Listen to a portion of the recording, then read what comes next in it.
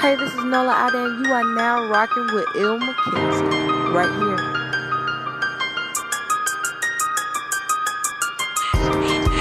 Yo, what up, world? It's your man 504 Detroit.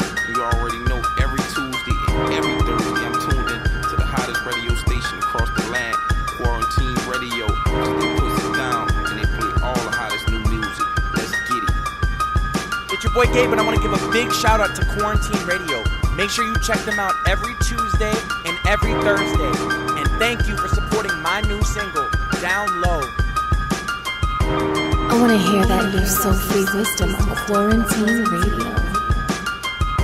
Yo, what's up, man? It's the kid, Swiffer Baby, Young Swift. One time for the check-in with my dog, my homie, Il McKenzie. Straight out of ATL, Georgia. And you know how we rocking out here, baby. Let's get it.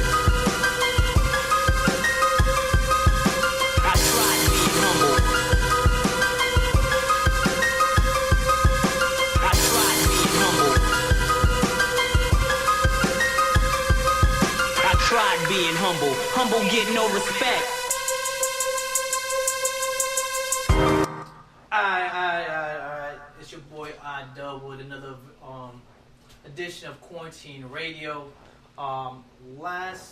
Tuesday we had some difficulties with the live stream and everything. I'm using new software, so hopefully everybody's able to see us now live on our Corny Enterprise page or my personal page, or some of the co-hosts is actually sharing the broadcast as well. So just to run down a couple of things, because there was a couple of things that I missed to talk about last time as far as just the introduction and everything. Most people are already seen, if you're following Quarantine Vision or just a fan on Quarantine Enterprise on Facebook, you see that I'll be taking pictures for Women's Flag Football League. Right now they are in their fall season right now, and during the spring season, like Quarantine Radio, Quarantine Enterprise is trying to start our own female flag football team. So one of the things that if you're a female and you're interested in playing, you don't have to have experience or anything. If you're interested in playing flag football, email me at info@quarantineenterprise.com. You can hit me up on DM me on Instagram, Snapchat, Twitter, Facebook. Everything is Il_McKenzie. So it's easy to find me on all my social media. It's all in Il_McKenzie.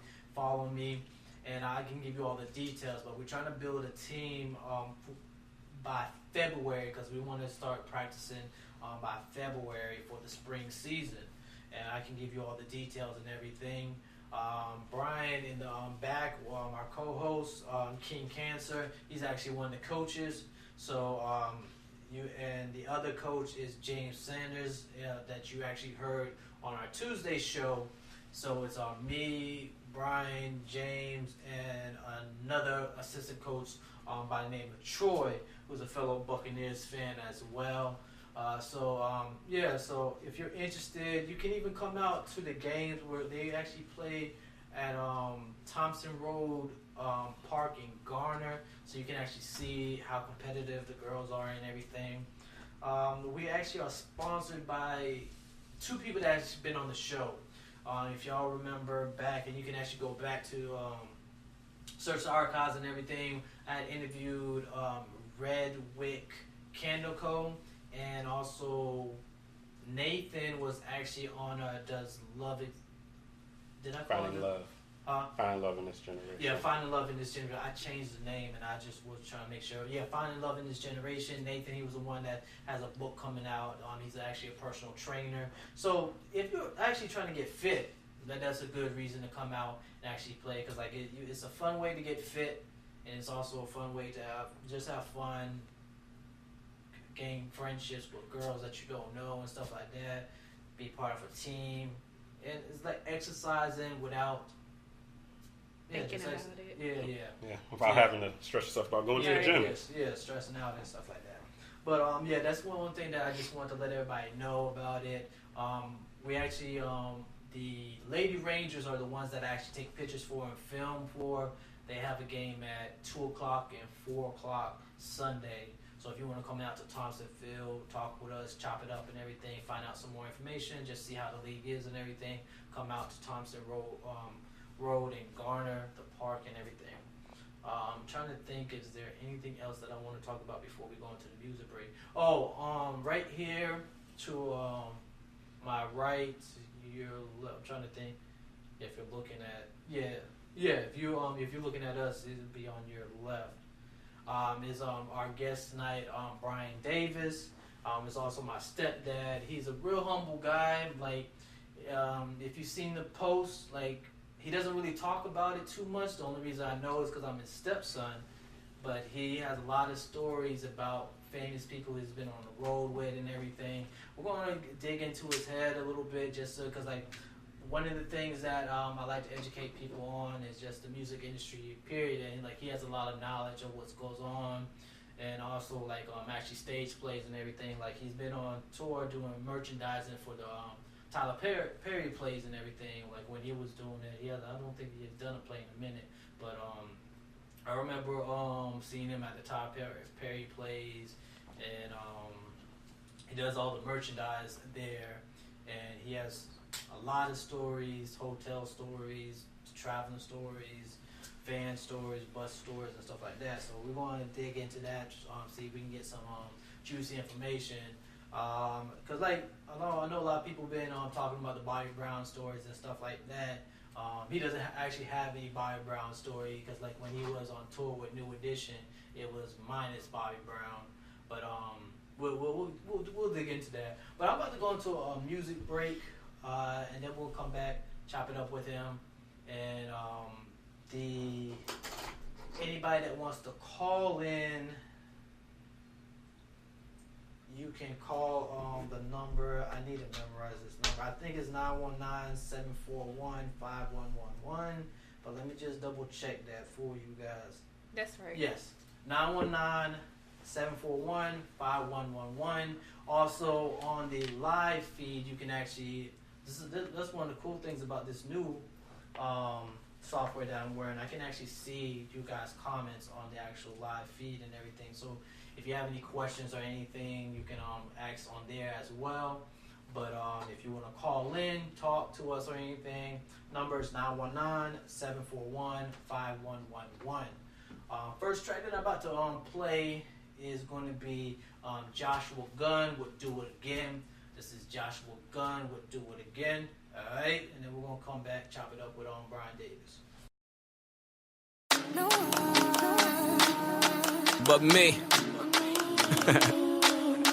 That's right. No one but me. You say he don't treat you like I treat you, but you the one told me to leave you. Told you I go get a deal, say you had to see a meal before you could believe. Now you so lonely now when I see you. I be everywhere with my people. We go out to eat and get 1,000 drinks. They'll never decline my visa. Won't that you said I won't gon' be shit. Yep, that was you that said that. But this Benz said ain't no leasing. Like that Benz never taking you back. I know I will always be on your mind, and I won't lie. You was so fine, but I got over your ass in no time. Good God. Is my number in your phone still? Hey, baby. When you said I never make it, Was that you that said that? I saw the chance I had to take it. And I do it again in a heartbeat. All these fans that's following, all these women who be modeling. All I do is sit ignore when you calling me. Do you dream of me when you fall asleep? Every night with a different man partying. Well, I'm living my dreams like I thought I'd be while I'm wide awake. Ironically, in the top floor, in a baller suite with my new girl staying all week. You in the same accord on your second kid, 2 baby daddy, 2 car seats. Guess I will always be on your mind, and I won't lie. You was so fine, but I got over your ass in no time. My God. Is my number in your phone still? Still got it. When you said I never make it, I saw the chance I had to take. I had to. It. I'd do it again.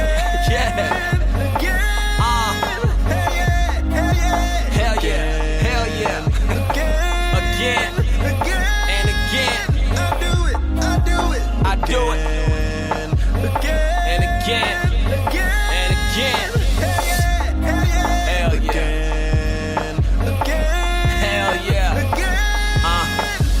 know this is how it feels when regret just gets so real. When the pages of your story go so wrong, you just can't deal. When you let your insecurities just get so damn strong, they build a wall around your heart so fucking tall that you can't feel and you can't see and you can't hear me when I tell you just be patient. But I guess it's all my fault for placing my faith in the faithless. I really hope that you find God or something you can believe in and see there's more to life than Louis bags and first class trips on weekends. You needed this. You needed this.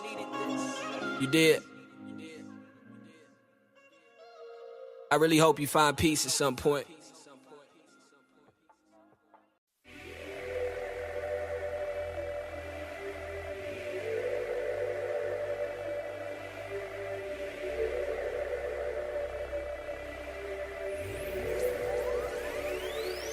See my daddy fill my head with so much doubt.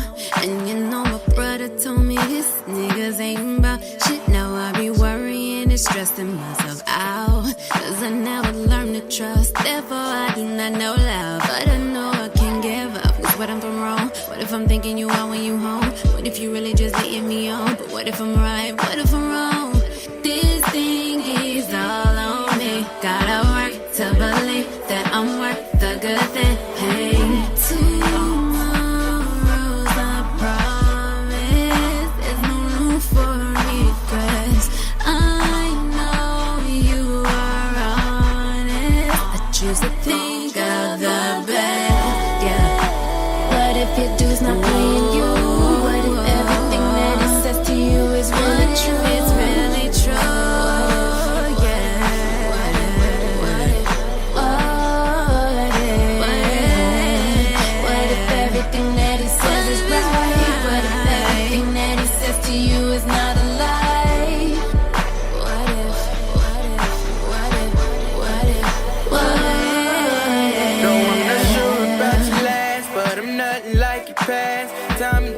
Again, I gotta prove who I am. See, I know I'm far from perfect, but the reason why you worth it, you don't care what's on the surface, just as long as I don't hurt you. If you're wondering why, if there needs a reply, yes, you're one of a kind. I know it seems like a lie, but baby, it ain't a lie. I couldn't find another you, why would I look? I'm sure when God made you, he broke the book. Ain't no if, ands, or maybe, girl, you know you drive me crazy. No, I need you, you my babe, one and only, never shady. Ain't no if, ands, or baby, girl, you know you drive me crazy. No, I need you, you my babe, one and only, never shady. What if your dude's not playing you? What if everything that he says to you is really true?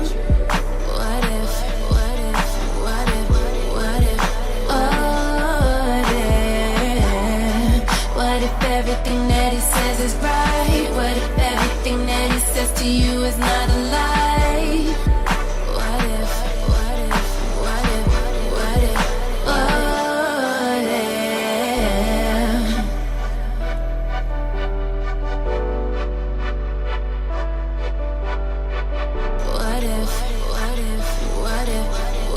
what if, what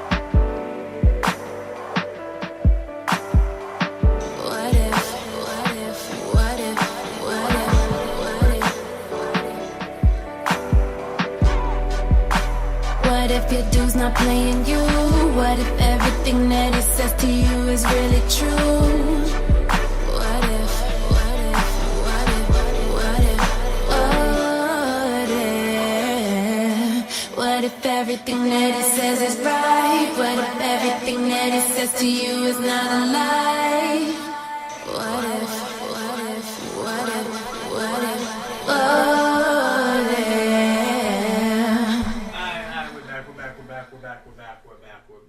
First track was Joshua Gunn with Do It Again. Second track was At Least 5,000 with What If. I forgot to mention this again last episode.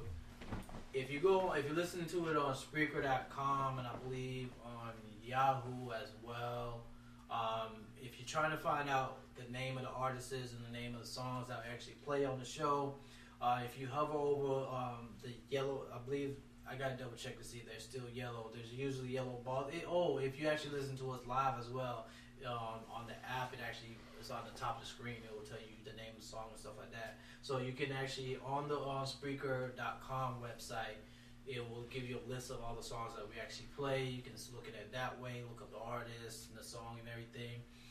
Most of the artists that I play, I believe, is on, I actually have Tidal, and most artists that I play, I've seen them on Tidal and everything, so you can actually look them up that way too. But I'm sure you can go, most of them are all platforms, so if you have Spotify, what's the other, iHeartRadio, Pandora, and stuff like that. And we're actually on iHeartRadio and Spotify. I'm working on to get it on Tidal. That would be major if we actually get on Tidal. But also I just want to introduce my co-host and everything as well before we get into our special guest today. I'll let y'all go. Which one y'all want to talk first? So, hey, I'm Angie. Go by Ordinary Angie. I'm ready to interview Mr. Brian. Hey, y'all know who it is. It's King Cancer. And Joy said that she's going to call in a little bit later. And also, once again, the number, if you want to call in, is 919-741-5111. That's 919-741-5111. If you want to call in, ask any question, or join into the conversation or anything. I'll let one of you guys, since this is my stepdad, I'll let one of y'all start off the conversation. And wait. So let me let him give a little introduction of himself first. Okay, my name is Brian Davis. I was born and raised in Brooklyn, New York.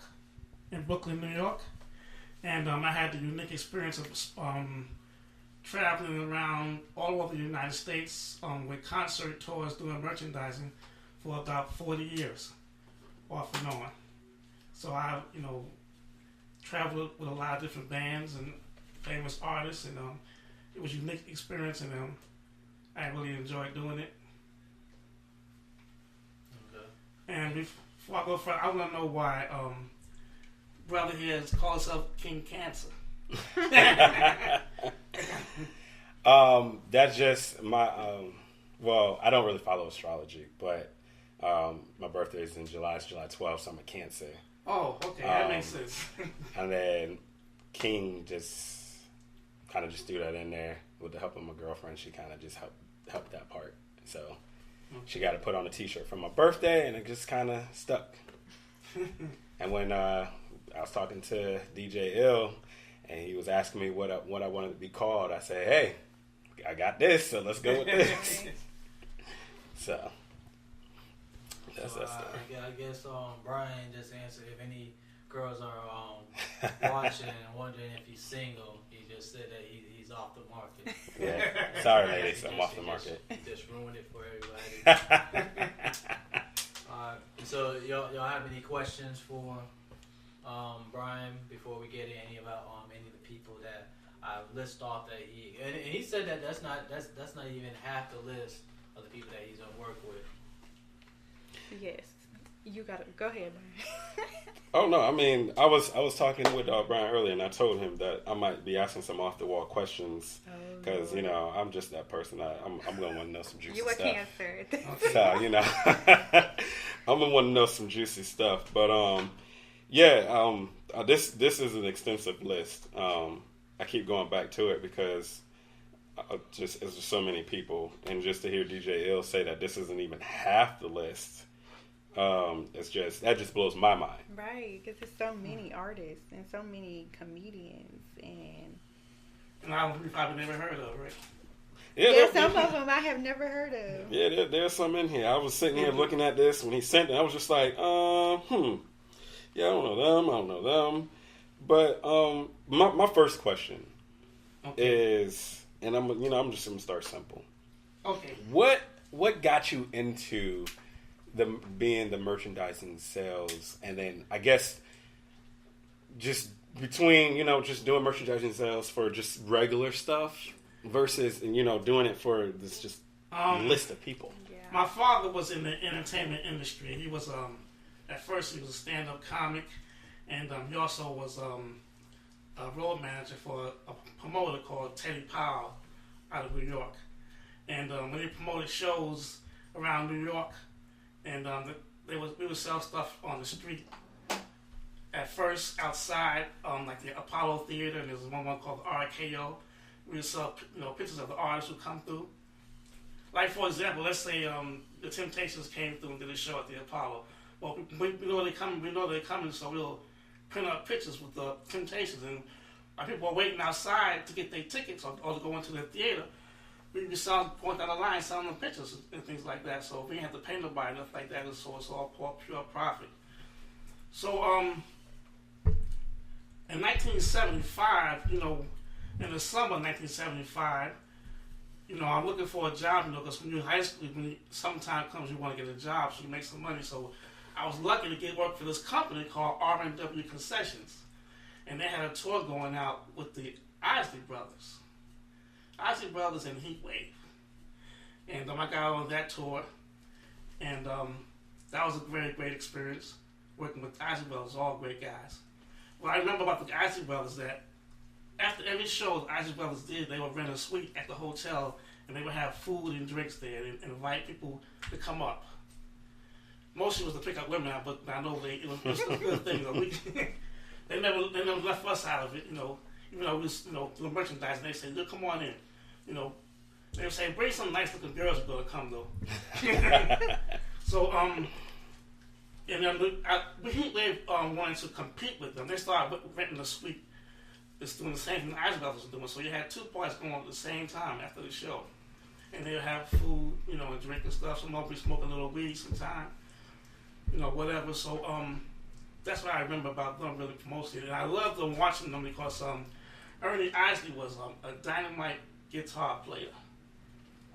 And he can, play with his teeth, play behind his back, play on his knees, everything. He was incredible. Incredible to watch. And of course, Ron Isley was a great singer.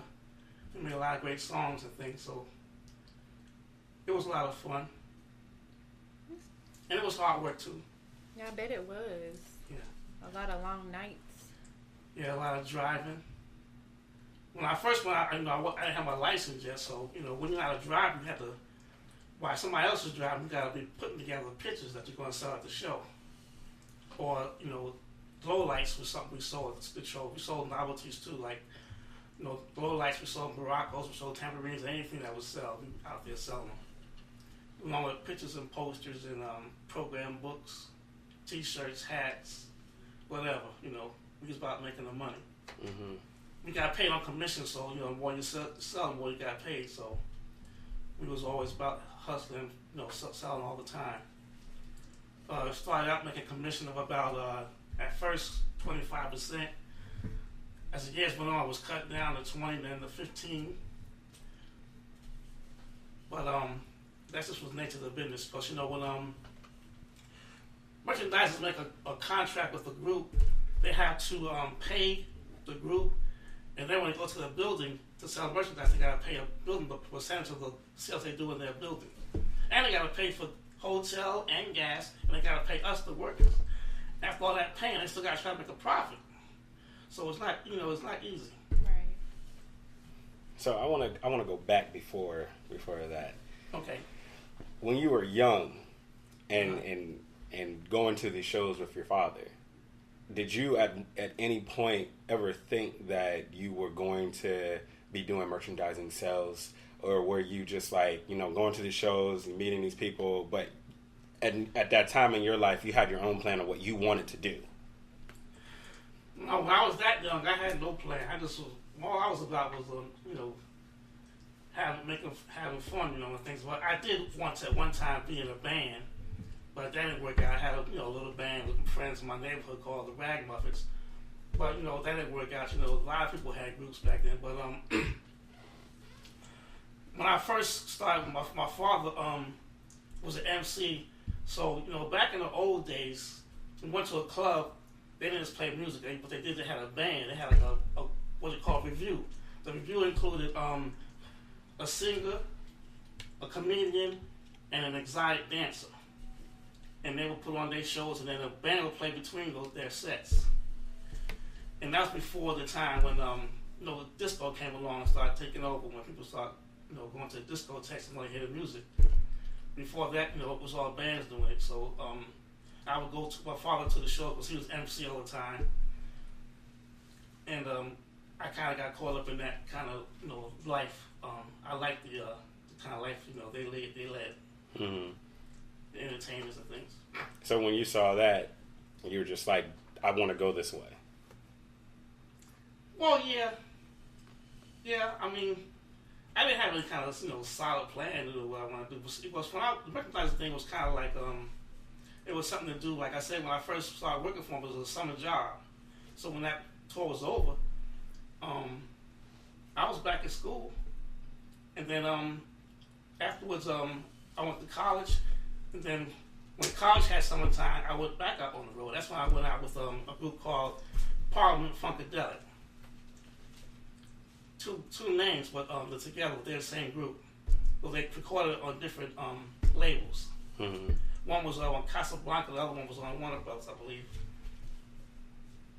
I don't know how that happened. I know there's a story behind that, but I don't know the story with how it. Parliament Funkadelic was a very theatrical group. Like Funkadelic, when they came out on stage, they had this giant skull that would come out, and smoke would be coming out of the eyes and the mouth, and was smoking a joint, a big giant joint. And they had another thing with the Parliament had and this was the biggest stage show I've ever seen. It was a spaceship that would land on the stage. It was starting in the sky. It would swing around the Coliseum, they're playing, and then it would land on the stage with smoke and everything. It was an incredible show to see. Everybody back then, all the bands had to have big stage shows. Like Earth and the Fire used to come out of the pyramids. Mm-hmm. And one time it was coming out of gigantic globes. It was about theatrics back then. A lot of big bands. Okay. So, I'm going to jump in it. Let's do this. Okay. This is still going to be something simple, but out of everybody that you worked with, mm-hmm. who would you say was your favorite? My favorite? I mean, it's so many. I don't even know how you're going to choose. I mean, but before you answer that, run down the list, what we have. The entire list? Yeah. Okay, so you already said Parliament and Funkadelic, the Commodores, the Isley Brothers, Bootsy and the Rubber Band, Brothers Johnson, Kool and the Gang, Earth, Wind and Fire, Heat Wave, Slave, Sky, the Hooters, Leonard Skinner, New Edition, Force MDs, the Whispers, the Dramatics, the Jackson 5, Manhattan Transfer, Leaner, Ray Goodman and Brown. Then you have solo artists Teddy Pendergrass, El DeBarge, Stephanie Mills, Luther Vandross, Anita Baker, Jeffrey Osborne, Jermaine Jackson, Sherelle, Mary J. Blige, James Taylor, Diana Ross, Patti LaBelle. Then you have rappers. You have MC Hammer, the Fat Boys, LL Cool J, Ice Cube, Slick Rick.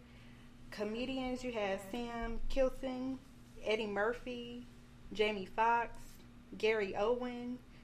What is it? Snucky Ducky? Shucky Ducky. Yeah. Then you have stage plays. You got Millie Jackson, David Talbert. Yeah. You have Tyler Perry and I'm Ready Productions, and that's not even the entire list. That's just what Darnell sent us. Yeah. That's amazing. And I'm like, so out of that, what's your favorite? I mean, who's your favorite? Let me see if anybody stands out. I guess my favorite, what stands out most to me is Kool and the Gang, because with Kool and the Gang, I traveled on their bus actually, and I had it was like a family there because I had my own bunk. We traveled on a big bus. The bus is like a mobile home. It has beds on it. It has stereo. It has television, video games, anything you want. Everything is there. So I didn't have to do any driving, but they had their own driver. So I work and then get in my bunk, go to sleep if I want to.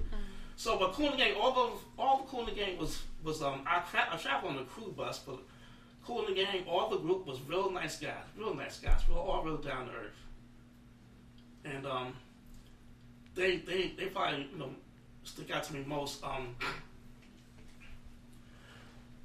And also the Isley Brothers was real good as well. I did a tour with Luther Vandross and Anita Baker. And that was a strange tour because Anita Baker and Luther Vandross couldn't stand each other. There we go. They whole camps was like, divided. It's like, backstage we have an area where we would eat at, have catering. They had to divide it so that Luther Vandross focuses on one side and Anita Baker focuses on the other side. That's how bad it was. It's like Tiana Taylor and what's his name? They was on that tour and they weren't getting along.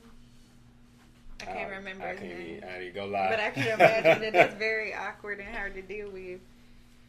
Yeah, let's think about entertainers. Some of them have some strange personalities, and some of them are very into themselves. But I liked Luther Vandross. I didn't like Anita Baker myself. I heard that she's real uppity. She is. Yeah, that's what I heard. So give us one of the strangest things you've seen, just being on tour. Well, I'll tell you one of the strangest occurrences that happened to me. I was doing the MC Hammer tour, which was one of the hardest tours to do because it was not well routed.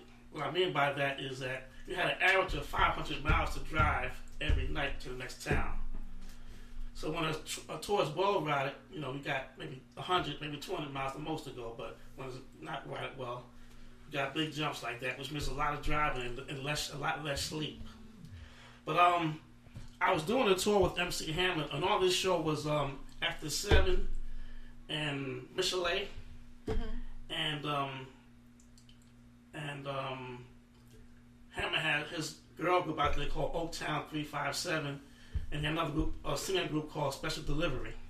So there's a lot of entertainers there because Hammer traveled with a very large entourage. His entourage was so big that he had to have a tractor trailer alone just to take their luggage from the airport to the hotel. Oh, wow. But Hammer was hot because he had this thing, can't touch this, was selling like crazy. And I was worn out after 3 months in the tour. They took a break for about 2 weeks, and I was worn out. And I was really not wanting to go back, but they talked me into going back. When they went back out, they had a guy come out there open up for Hammer called Vanilla Ice. Vanilla Ice had blew up overnight. Had the song Ice Ice Baby. So they sent me some T-shirts for Vanilla Ice, and I checked the T-shirts in for the first night of the show. They sold every single T-shirt that I checked into them, every single one. So I'll call my company. I'll say, Vanilla Ice shirts sold out, have none. They're like, oh no, we got another show to do tomorrow, the next day. So they spend the whole night, overnight, printing T-shirts, and they shipped express on the plane to the next city. The shirts, right? So they told me to go pick the shirts up. I get to the place, and I said, I'm here to pick up the Vanilla Ice shirts. And the guy says, they're not here. I don't think they're here. So I said, according to my bill, they were checked in. So he said, I wasn't here. Another guy was here checked in last night, but I don't see him on the dock.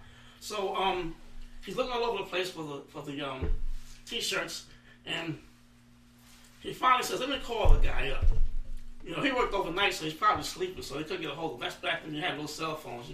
Best they could do was call his house phone or page him. So I'm thinking right now, maybe this guy stole his shirts. That's what I'm thinking. Outside. And the guy said, no, he wouldn't do that. He's like an older guy. He's been in the company for 20 years. He's not going to be out there selling no T-shirts. So he said, look on the manufacturer. It says right here they were checked in. So the guy finally shows up. I guess they called him about 100 times. He shows up. He said, man, it says here they checked in the T-shirts for Vanilla Ice. Where are they? He said, they are in the refrigerator. Oh, no.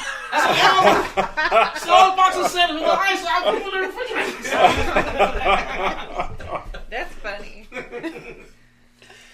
So you really had to go to the refrigerator and get these shirts stack out. the refrigerator, pull them out, and then I ran to the Coliseum, checked them in ice cold shirts. I do. Why is shirt so cold? That's funny. That could have been the gimmick right there. Right? That is interesting. It's funny. So what would you say was your least favorite part about touring, and with who? The least favorite thing about touring is sometimes we got to do some of these long drives, and sometimes we got to do them, and you're very tired, but you got to go to the show.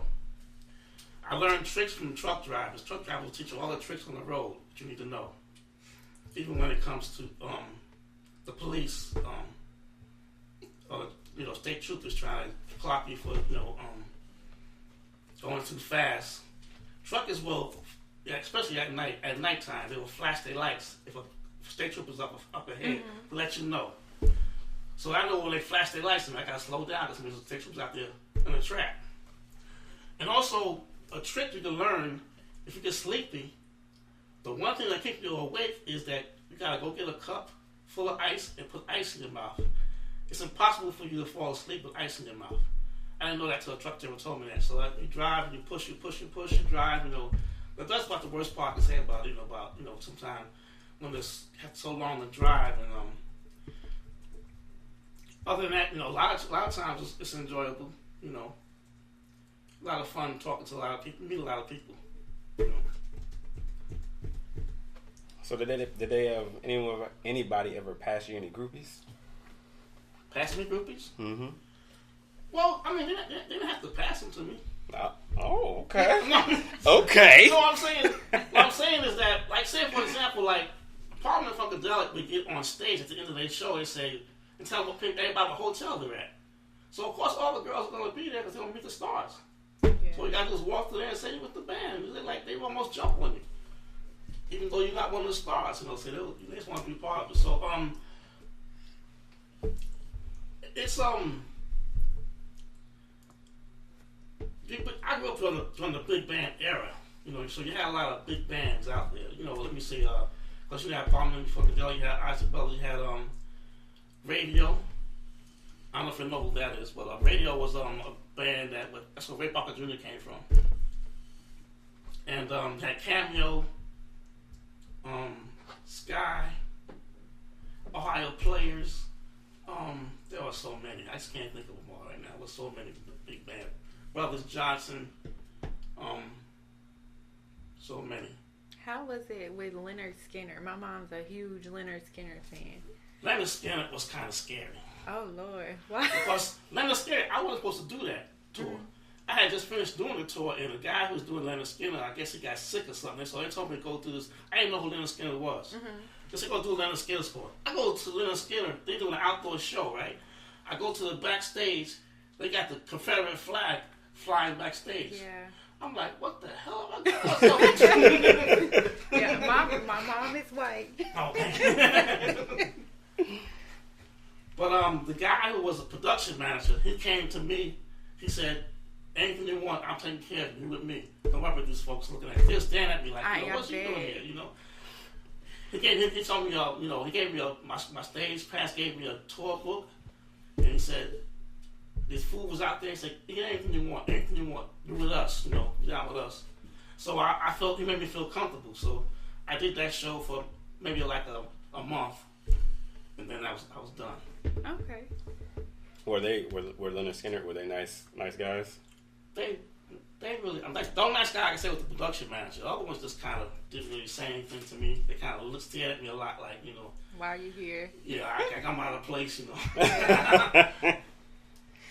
Well, you probably was like, that speck. Yeah, you probably on the white wall. I was on the black, everybody. Yeah. So that's probably why, they're just like,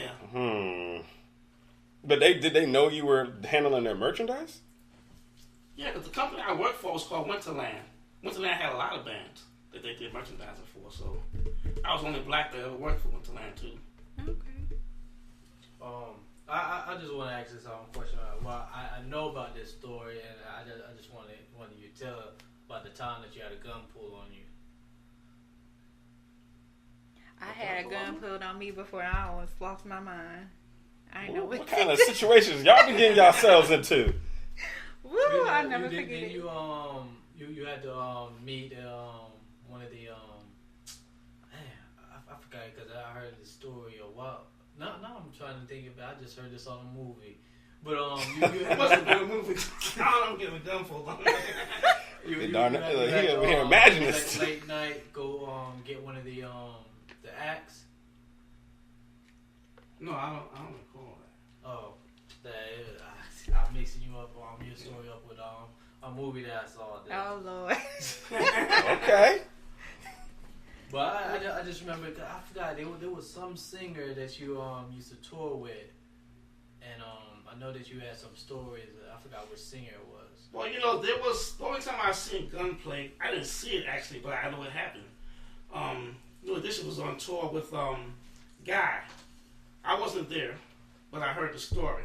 I knew the guy who got killed. There's a guy who got killed because the guys' camp didn't like New Edition's camp. They was fighting they didn't want to be around each other. They didn't like each other. So I know that they was fighting and they got to the hotel and this guy named Spider went and got a gun and killed their road manager, which name was Khalees. And you ever seen back in the day? You seen the telephone man? Mm-hmm. Yeah. See the big guy? Mm-hmm. That was Khalees. He was killed by Spider. Spider's probably still in prison for that now. Oh, Wait, wow. isn't that scene on the New Edition movie? I don't remember. Because I remember somebody getting killed in the New Edition movie. I don't think so. I don't know if that particular. No, story. it was a heart attack. It was the guy had a heart attack. Yeah. Yeah, it wasn't. Yeah, because that was going to be my next question. So, have you seen the New Edition story that BET did, right? Yeah. Okay, so with your knowledge of being around New Edition and handling their sales, would you say that you'd seen some of that stuff that they had on their BET story in real life, being around them? Well, like when I came with New Edition, this is when Bobby Brown had left because they was doing the All for Love tour. Mm-hmm. See, so it was just 4 of them. They talked about Bobby every now and then, but here's the one thing strange about that tour. They had their set music they was do, right? But there's one song that Bobby Brown led on the album, and New Edition did it in the concert. First they did a little bit of it first, and then all the girls started screaming. They wanted to hear it, sing it, and that was a song called "Jealous Girl."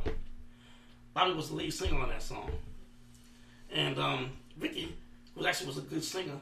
Ricky could sing just as good as Bobby and just as good as Ralph. And he sang that part. And but the guys never had anything bad to say about Bobby Brown. Matter of fact, Ralph was upset that Bobby had left and wished Bobby would come back. But then Bobby was blowing up. Mm-hmm. Bobby wasn't thinking about coming back. But that gave Ralph the ideas, I mean, they asked him earlier. You seen the movie? They asked him earlier. At first, the guy asked him if he wanted to do a solo album. He said, "No, I'm down with my boys and we're together." So after Bobby blew up, then Ralph was thinking, "Hey, it's my turn next." Yeah. And Ralph did put out an album, was pretty good, but he didn't get as big as Bobby. Well, with Bobby being Bobby, and I mean that was bound to happen. Bobby leaving the group and blowing up. Yeah. I mean, he was just that was an eccentric guy. Yeah.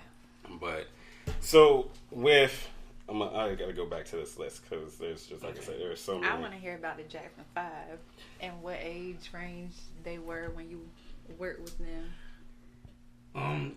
The Jackson 5 I was working with them after they had left Motown. They were doing a Destiny tour, and Randy had joined them at that point. And what I remember about them is that they were very, very playful. Like they backstage and they like throwing food at each other, like crazy stuff like little kids would do. They was just having a ball, They didn't have a care in the world with them. That's the one thing I would remember. I didn't get a chance to really spend a lot of time with them because they was, they were sheltered. Everybody, a lot of bodyguards protecting them, even from the backstage personnel.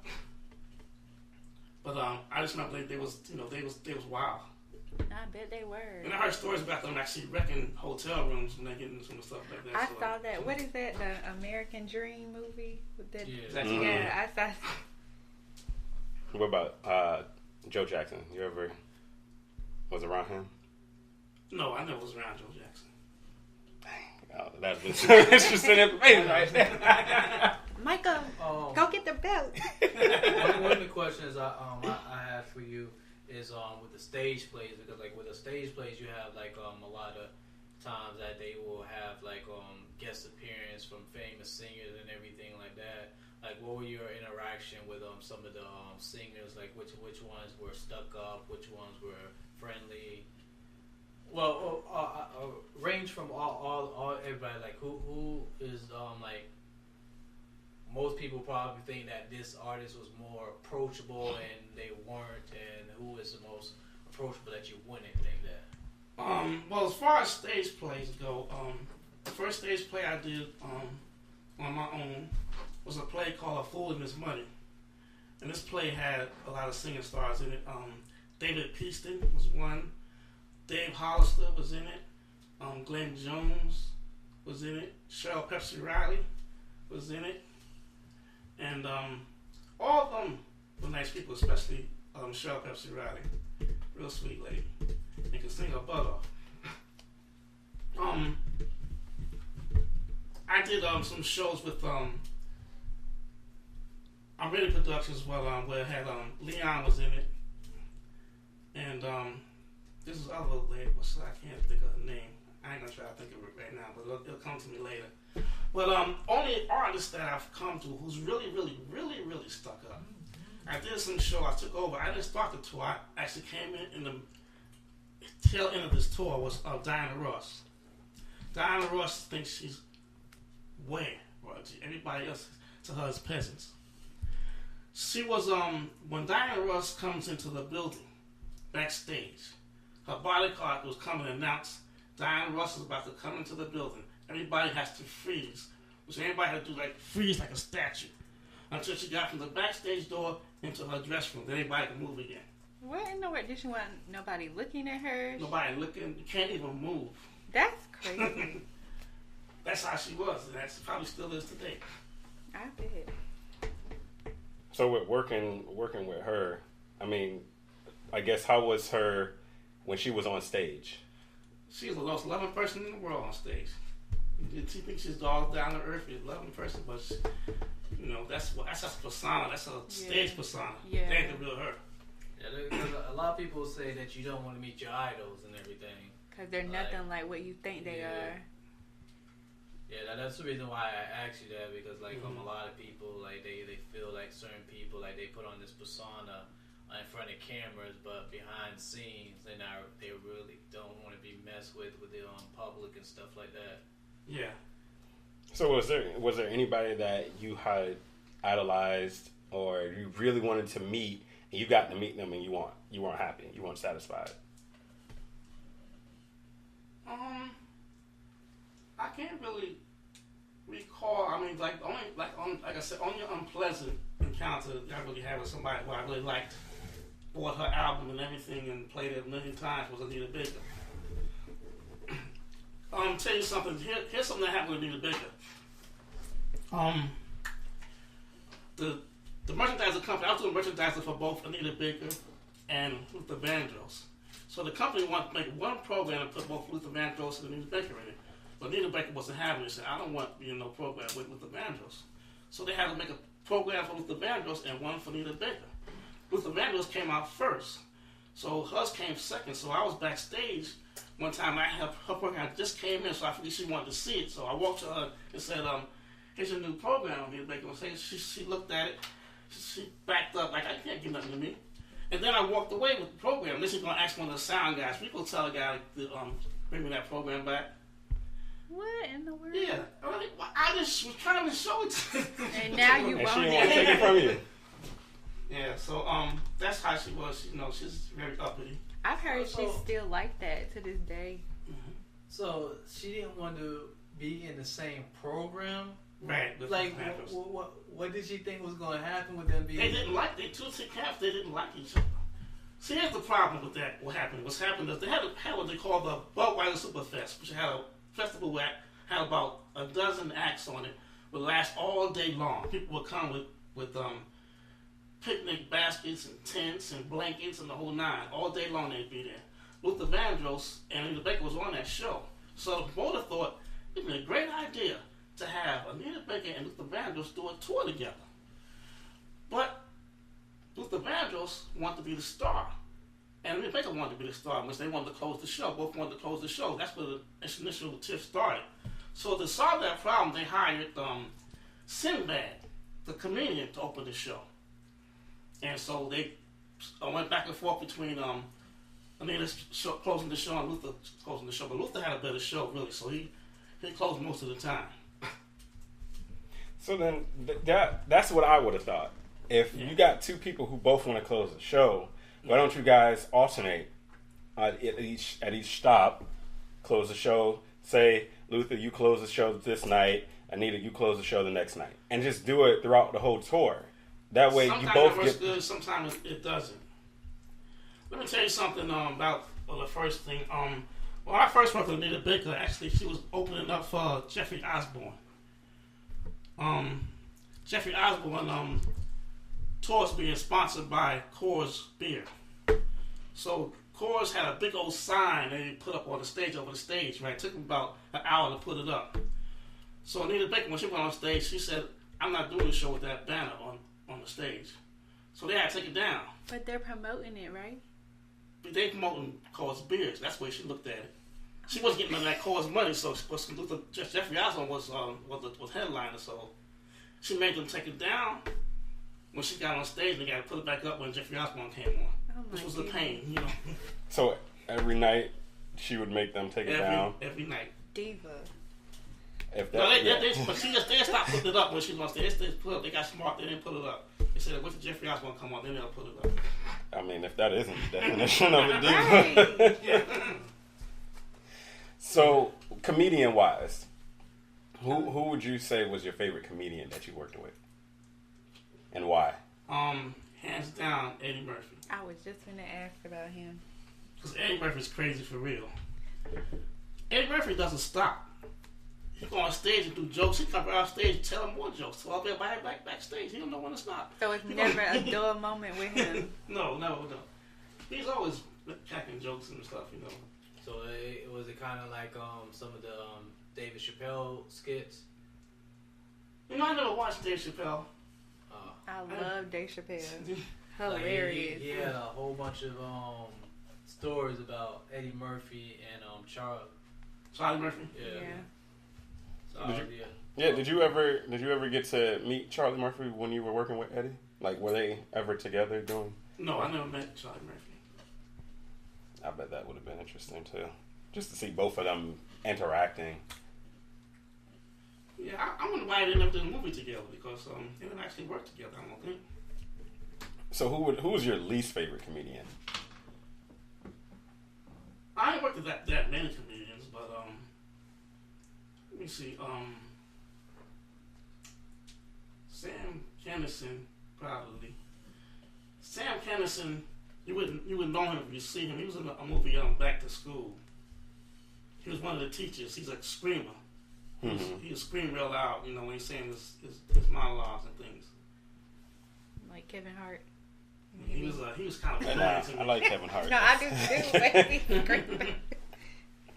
So who, if you could go back and just do it all over again,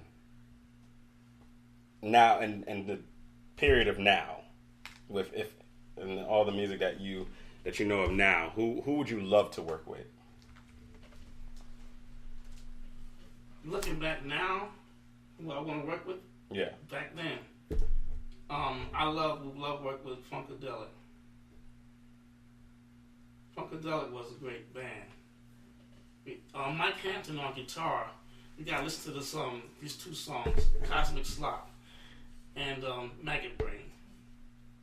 Guy's a beast on the guitar. I love guitar playing, especially if they do it on stage, live on stage. And those guys are a lot of fun guys. Now, here's the thing about them too. Also, they will be in costume outside as well as on stage. In other words, they never actually changed their clothes, really. You had a guy who his costume was a big diaper and these big we call them Miami Stompers. But those are big platform shoes. And they had a guy who wear horns and a guy who wear a robe. And they all had different kind of characters they would be into. And they would, and if you go to like these little towns like say Mobile, Alabama, these guys are walking through downtown and everybody's freaking out. Like what in the world's going on? If they don't know who they are, How was it to work with LL Cool J on that tour? I did a few shows with LL Cool J when I was touring, doing the merchandise for Ice Cube.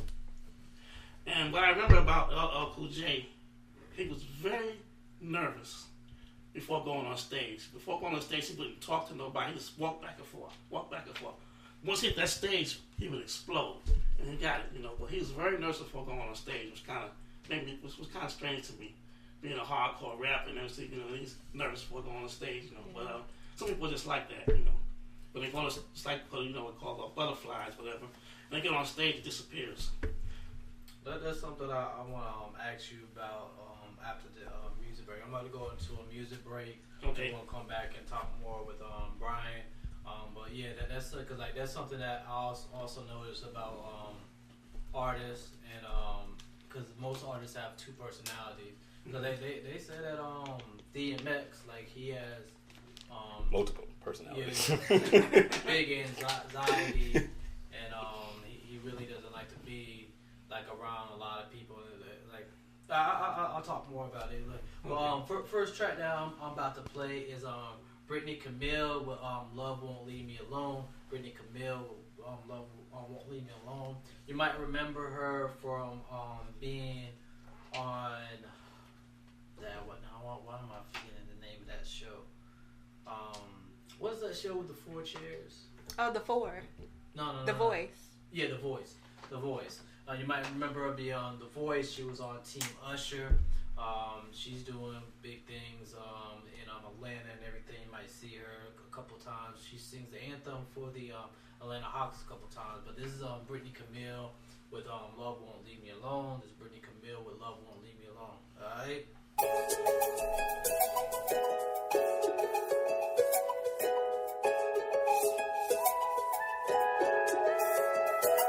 It's been a minute since I've been in this position. When you walked into my life, you changed my heart's disposition. Used to say, what's love got to do with it? Was falling apart, but you became the glue to my heart. Now I'm feeling like this is it, and I don't even have to think about it. As we grow closer, I see a future. If we're gonna be forever, I better get myself together. So I'm putting away my running shoes. The bus stops with you can't lie, 'cause you make me wanna try to give my all, because love won't leave me alone. I tried to hide, I tried to run, you call me baby, now I'm done searching, you got me, 'cause your love won't leave me alone. So sexy, so persistent, ooh, you never gave up and let me keep you from showing me all that you are. There's something in your touch, your kiss and hug, lethal baby, drives me crazy. I can see myself having you, baby. I'm just saying it's serious. All I ever think about is us. Every other night I get good love. Oh, and it's so amazing. You're a dream come true that I'm never wanting to end. You're my new beginning. Why I'm smiling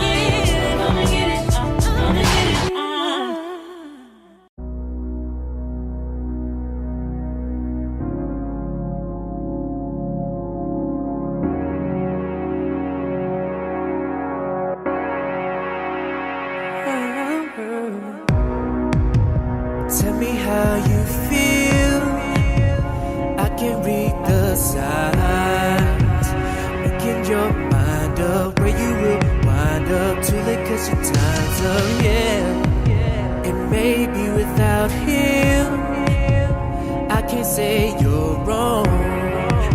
It's too much to figure out, arguing, fussing, fighting while the kids are home.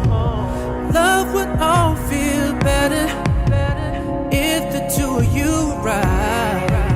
And I can guarantee that time heals all pain, but who am I to judge those tears? Be careful what you say, because these words can come to life. And let the truth be told.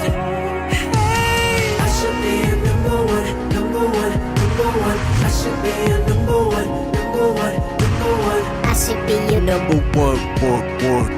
I should be your number one, girl. I should be a number one, number one, number one. I should be a number one, number one, number one. I should be your number one, girl. I should be your number one, girl.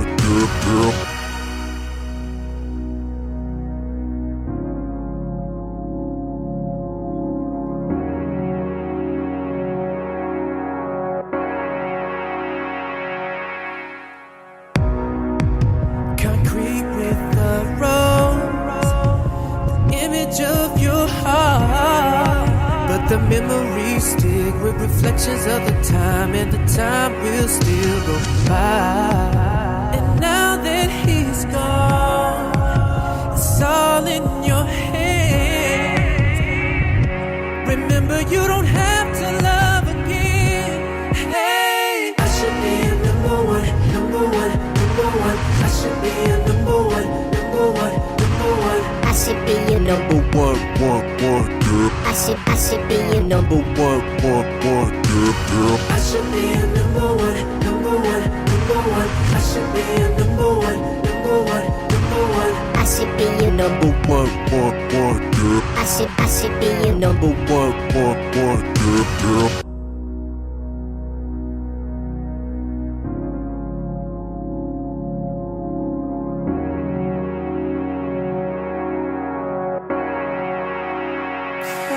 I won't stop until I get enough.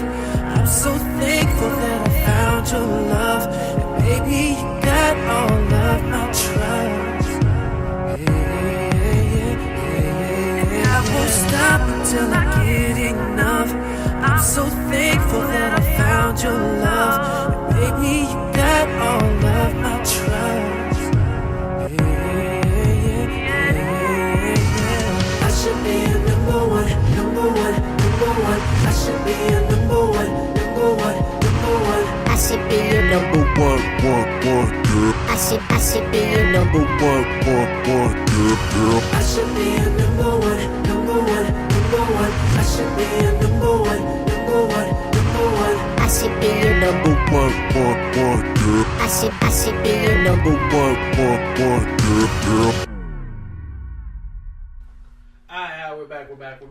We're back. So the NFL game actually was delayed, and it just now started to kick off. I was trying to see if I could pull it up on my phone, but it's not on NFL.com. It's on NBC, so I'm trying to see if I can pull it up so we can keep y'all updated on everything. We got the Eagles versus the Falcons. This is the season opener and everything. Everybody, I forgot to even check my fantasy football teams. But we'll get into that a little bit later and stuff like that. You ain't missing nothing. The score's still 0-0. Yeah, it just started. Yeah, that's what I just said. It just started. Yeah. So just to run down everything. We actually did our picks on Tuesday. I don't have the thing up, so I can't go back over that everything. But we'll see exactly where everybody's standing as far as their picks. And see, let me see how many people actually in the. Well, I just brought it up, so let me check to see exactly how many people are actually in the group. So me and James and Brian is part of it as well. So we got 1, 2, 3, 4, 5, 6, 7, 8, 9. 9 people that we're actually going up against this year. So we'll see exactly how everything pans out. There's still opportunity. You might miss out on picking for this game.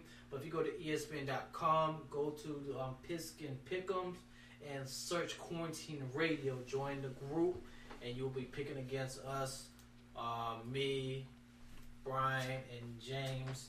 And doesn't seem like Joy actually joined, but I'll see if I can get her in that. She's just gonna be probably missing 1 week and everything. But yeah. So me and James, just a backstory. Anybody that's been watching us for a minute or listening to us for a minute, me and James always go back and forth as far as picking games and every week. It's like I've been talking about it. Like, it kind of upset me because like there was one year that I almost beat him and I forgot to make my picks. Like, I was leading, I think about for like 10 games ahead, 10 or 5 games ahead, and I just completely forgot to make my picks. And he'll anytime that you hear James talk, he'll talk about how he has beaten me every year with the picks and everything. But going back to my stepdad and everything, talk about his life on the road. A lot of people, were you touring with Tyler before he was big, or was it just in the midst of when people started catching on to him and everything? In the beginning, Tyler's first play was a play called "I Know I've Been Changed," and he played the character of Joe in that. A lot of people don't know that he played the character that he does sometimes, Joe, but he played that character first. Medea came later. And in that play, they had a great gospel singer called LaShawn Pace, who was in it. And that play caught on, but for some reason, that's one of the plays that he never produced into a movie, though it was a very good play. I thought a very good play, very good drama. It was a drama. And it was very deep. The reason why I asked you that, there's other things I want to lead into that, because like if you can see behind me, all these posters and everything, these are all plays that my stepdad actually done and everything. I've talked about this a lot, and like a lot of people that actually seen your plays, they say that you're real talented and everything. But one thing about I feel like with plays and new directors and stuff like that, they have to get like a what's the word, a gimmick and everything. And even though you said that his first play was real good, it didn't seem like he didn't actually take off until he got that gimmick with Medea and everything. Yeah.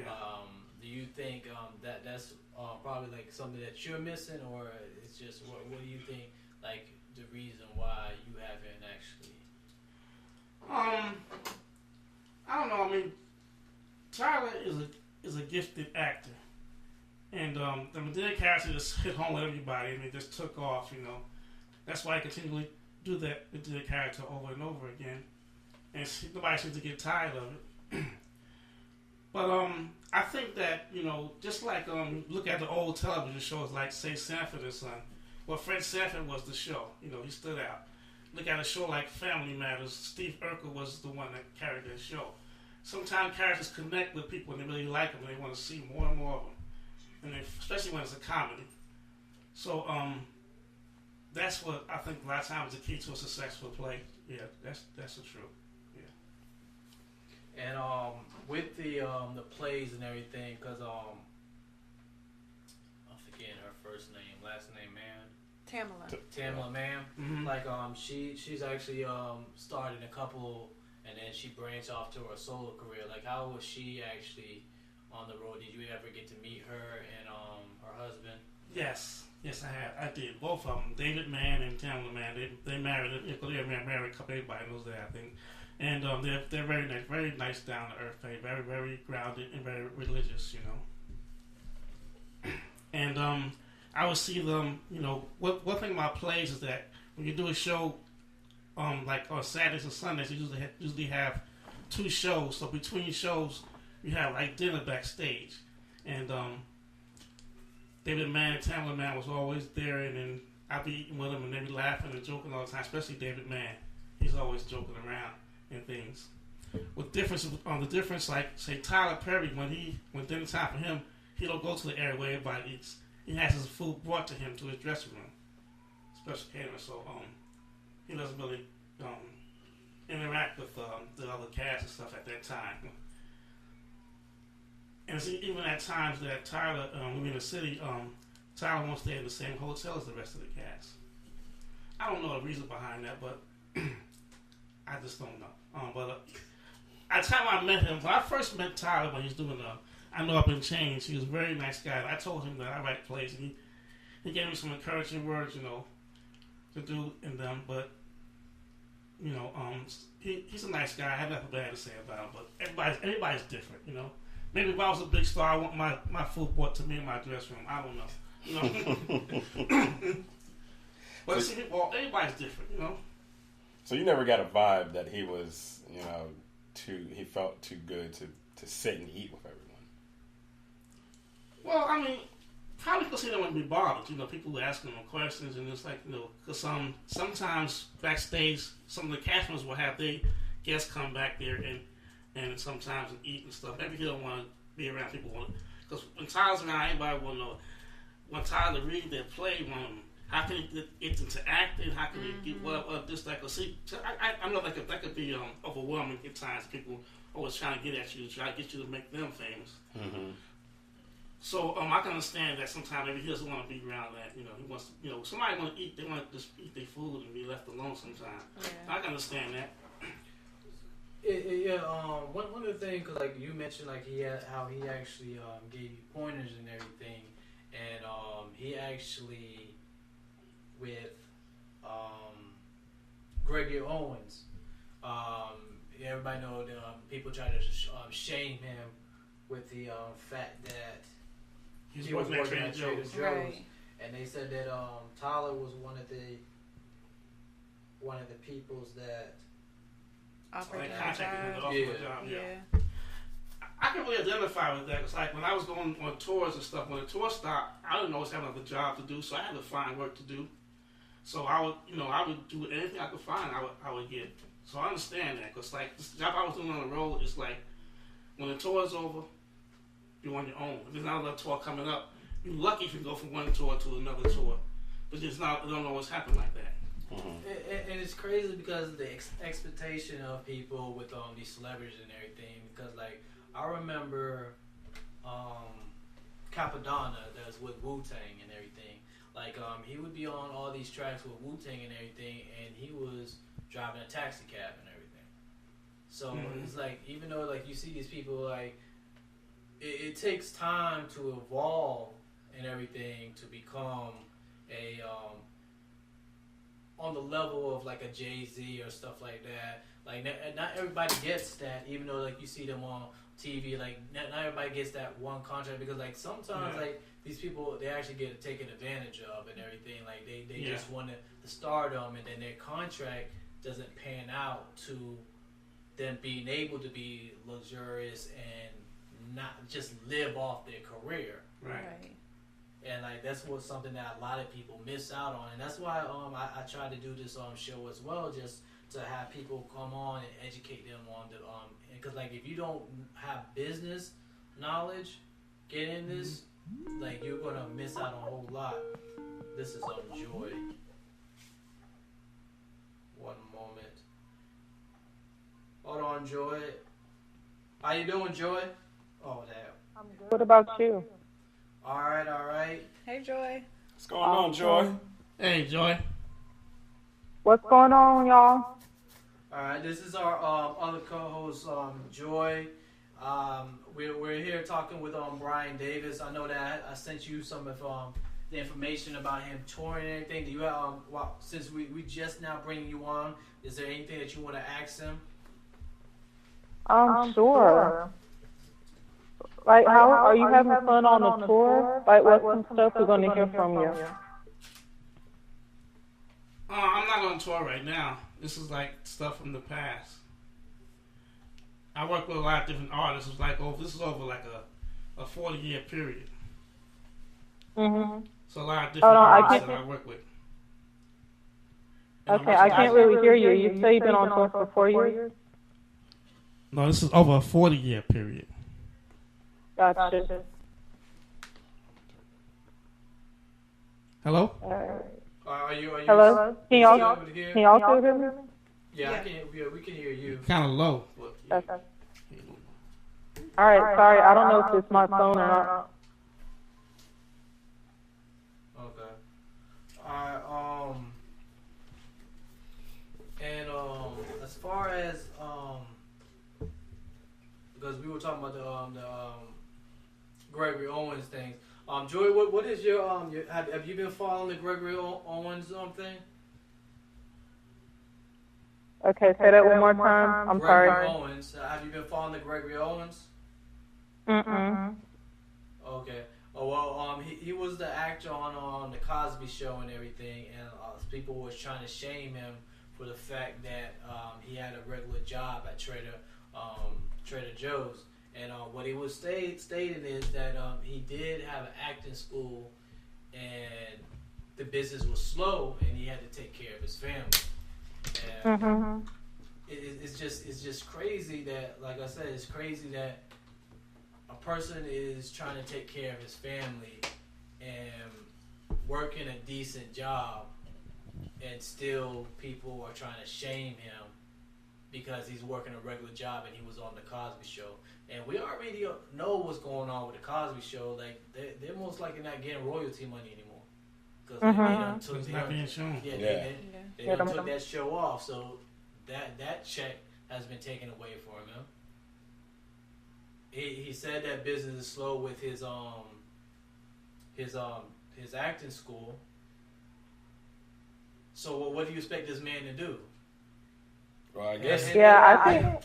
And we seen like on the I know most people seen the New Edition movie and everything. I forgot which one of the members and everything, but he was in a big house and he was talking to his wife about like how he needs to get on the road because they have no money. They about to lose their house and everything. I think that was Ricky. So it's like these artists like they fall on hard times at sometimes. Well, you know, people don't think that. Go ahead, Joy. I just feel like people are real judgmental. They act like people on TV aren't human.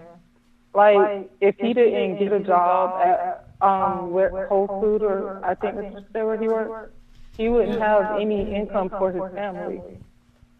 So I can appreciate someone else, because there's a lot of homeless people who are too proud to work at jobs that seem beneath them. And I just feel like just because we see someone on TV, it doesn't mean that they can't provide for their family in another way if that doesn't work out. Or you don't have any income, what are you going to do? Like, you can't just be homeless and you have no way to feed your family. So I actually think, I praise him for, like, going to a regular job and doing what he's got to do to provide for his family. Because, you know, it wasn't pride that held him back. Well, you know, people don't realize that, like you said, Joy, that no matter how famous you are, you're still a human being. And like as you said, people fall on hard times. So you figure they're thinking, well, you were on a Cosby Show that did really well. And then turn around, and then it's been playing on reruns for years. Yeah. So the money, you've been making all this type of money. You know, the average person is probably thinking, you got it banked up. You have this money banked. And, you know, they're not realizing that, hey, I'm still a person. I got bills. I have a family. I have things that I need to take care of. And then at that, if you don't have anything, like if the royalty checks was the only thing this man was getting. And then that got cut completely off. Yeah. Exactly. It's just like, well, now what? I'm gonna go to Trader Joe's and make some money to feed my family, and I don't see anything wrong with that at all. Exactly. There's nothing wrong with that. Right. Like, you should be able, if you're not doing what acting, in his case, if he's not acting, he should be able to go and work a regular job if need be, if he needs to. And someone shouldn't be having to sneak a picture and then post it on their social media just for likes. He probably took that job because it allows him to go on auditions during the day. Probably get a flexible schedule. He did say That's that. probably why he did that. He's working. They would work with his schedule. Yeah. And so, see, there you go. Yeah. This man is over here trying to provide for his family while still trying to go out, do acting jobs. He's trying to get back out there. And this lady gonna sneak a picture? Right. Post it. And then she's gonna come back and say, well, I feel bad about what I did. Well, you shouldn't have done it then. Well, you know, the same thing He happened. didn't feel bad when she did it. Right. The same thing happened to Gary Coleman. You know, Gary Coleman had left the Different Strokes and he had got a job as a security guard. Mm-hmm. And he was, you know, I think it was, I don't know, Esquire, one of those TV entertainment channels was showing him, you know, as a security guard and people asking for autographs and he don't want to give it to him because he's not in that vein. Mm-hmm. But you know, people look down upon people that work in grocery stores and retail. We don't know how much they make. I worked in retail for 15 years, and some of the people that work there can make up to $80,000-$90,000 a year. So you shouldn't judge people because you don't know. Right. Now you know And then they do a lot of weird stuff out there anyway to get extra money. Right. Like, that should be more embarrassing than actually getting a job and, you know, making money for, like, hourly instead of doing all that underground weird stuff they do out there in Hollywood just to put their name out there. Let's be glad that this man won't out there selling drugs. Exactly. He doing something. Selling drugs. Then he get arrested, and then what people are going to be saying? They're going to be talking negative about him. That's like, be like in a lose-lose situation. You go out and get a regular job after being on a successful show, people talking about you. You go out there, well, I don't want to do that. Let me go sell drugs. I get caught selling drugs, people going to talk about you. And then you have people like Millionaire. Like, he was on, I think it was last year, 4 seats in the playoff games, and people were joking, he hasn't made a hit in years, so how he get those seats? And I saw that. And come to find out, he invested in some technology company. So you're going to clown this man, and he did a smart investment and made so. Matter of fact, that just leads me into another story that I always joke on my stepdad about the cell phone. Oh yeah. This man, like, he had the opportunity to invest in cell phones. Why don't you tell the story? Well, I think it was back in the late 80s. A friend of mine came to me and he showed me this cell phone. At the time, Pages was very popular. Everybody was wearing Pages. He said, he showed me the cell phone and said, in 10 years, every single person in America, all over the world, going to have one of these, carrying one of these around. I said, you crazy, man. What are you going to need this phone for? They got Pages. They can use the Pages. They gave me stuff like that. So he was trying to get me a job to sell cell phones. I wasn't interested. I couldn't see it. But now today, because you can't see a person without seeing the cell phone in their hand. He said the market was wide open. Yours would take it, but I didn't take it. So I could have been millionaire. See, man, like, you should have jumped on it. Yeah. It is a missed opportunity right there. Like, I always, it's always a funny story. Is there any other stories that you have as far as with any entertainers, anything that you can think of? Well, I'm going to tell you about a dangerous situation that I was in when I was on tour with Ice Cube. You know, when the rap was going around, a lot of arenas did not want to book rappers because they draw gangsters. Gangsters follow violence, violence. So I actually did a show with Ice Cube, Bone Thugs and Harmony, and Biggie Smalls in Detroit at a place called the Masonic Temple. I'll never remember, forget it. Somebody took a trash can full of garbage and threw it through the glass door, and then like 100 people just ran into the Coliseum. And then they was running around and they was doing stuff like throwing ushers off the balcony, and they started robbing concession stands. Ooh, and I'm out there selling T-shirts, and I'm like, so I started packing my stuff up. I know that's right. I know I'm next after on concession stands. So I got the hell out of there. But sometimes that that's was a problem with a lot of rappers. People didn't want to book them because they make them buy a lot of insurance if they have a show there. But they had back in the day they had what they call the Fresh Fest, and you have a lot of rappers like on there, Houdini, Big Daddy Kane, Run DMC did a lot. They was headlining themselves, and that was rap became very popular. Run DMC took rap to a whole new level when they came out because they mixed rap with rock and roll, which made it appealing to the white masses, and they started buying a lot of rap and things. So we have Run DMC to thank for when we riding down the street and we look to our right or our left and we hear rap music, but we don't see black people. Yeah, you could say that. Yeah, they crossed over. They say crossovers. Like when you was growing up and everything, and you see some of these artists, like the biggest person. Like I always tell people this.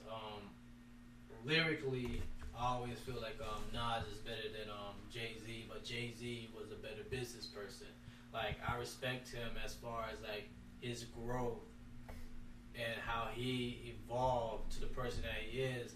And the other person that you can put in that category is Snoop, because like even though like he like you think about like where he came from, and like he is probably the most global recognized person, and you think like this was a gangbanger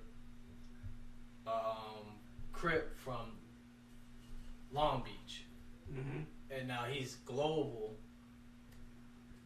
Grandmas, like he's on shows with Martha Stewart and everything. Like, did you see this back then? Like listening to these artists and seeing how the music has actually evolved them, or somebody that you actually tour with, did you that from their beginning, and then like seeing how they actually develop and be able to be as global as they are now? I didn't foresee any of that, When I first seen, my first time experiencing rap was at a park in Brooklyn, New York. I went there and, sometimes DJs will go out to the park and they'll play music. And then I seen these guys getting on the stage and they start rapping to the beat of the different songs, and the DJ was mixing. And that was my first time actually seeing it. And I thought it was amazing. And this was that time, there's a whole counterculture. There was like break dancers, and there was graffiti artists and rappers. All that stuff was coming all together. Graffiti artists would, have graffiti all over the walls in places. They'll paint the trains and the buses, whatever. And break dancers was big. It was really big then too. And rappers. So the whole culture was amazing to me to see it develop to what it has become now. It's now mainstream.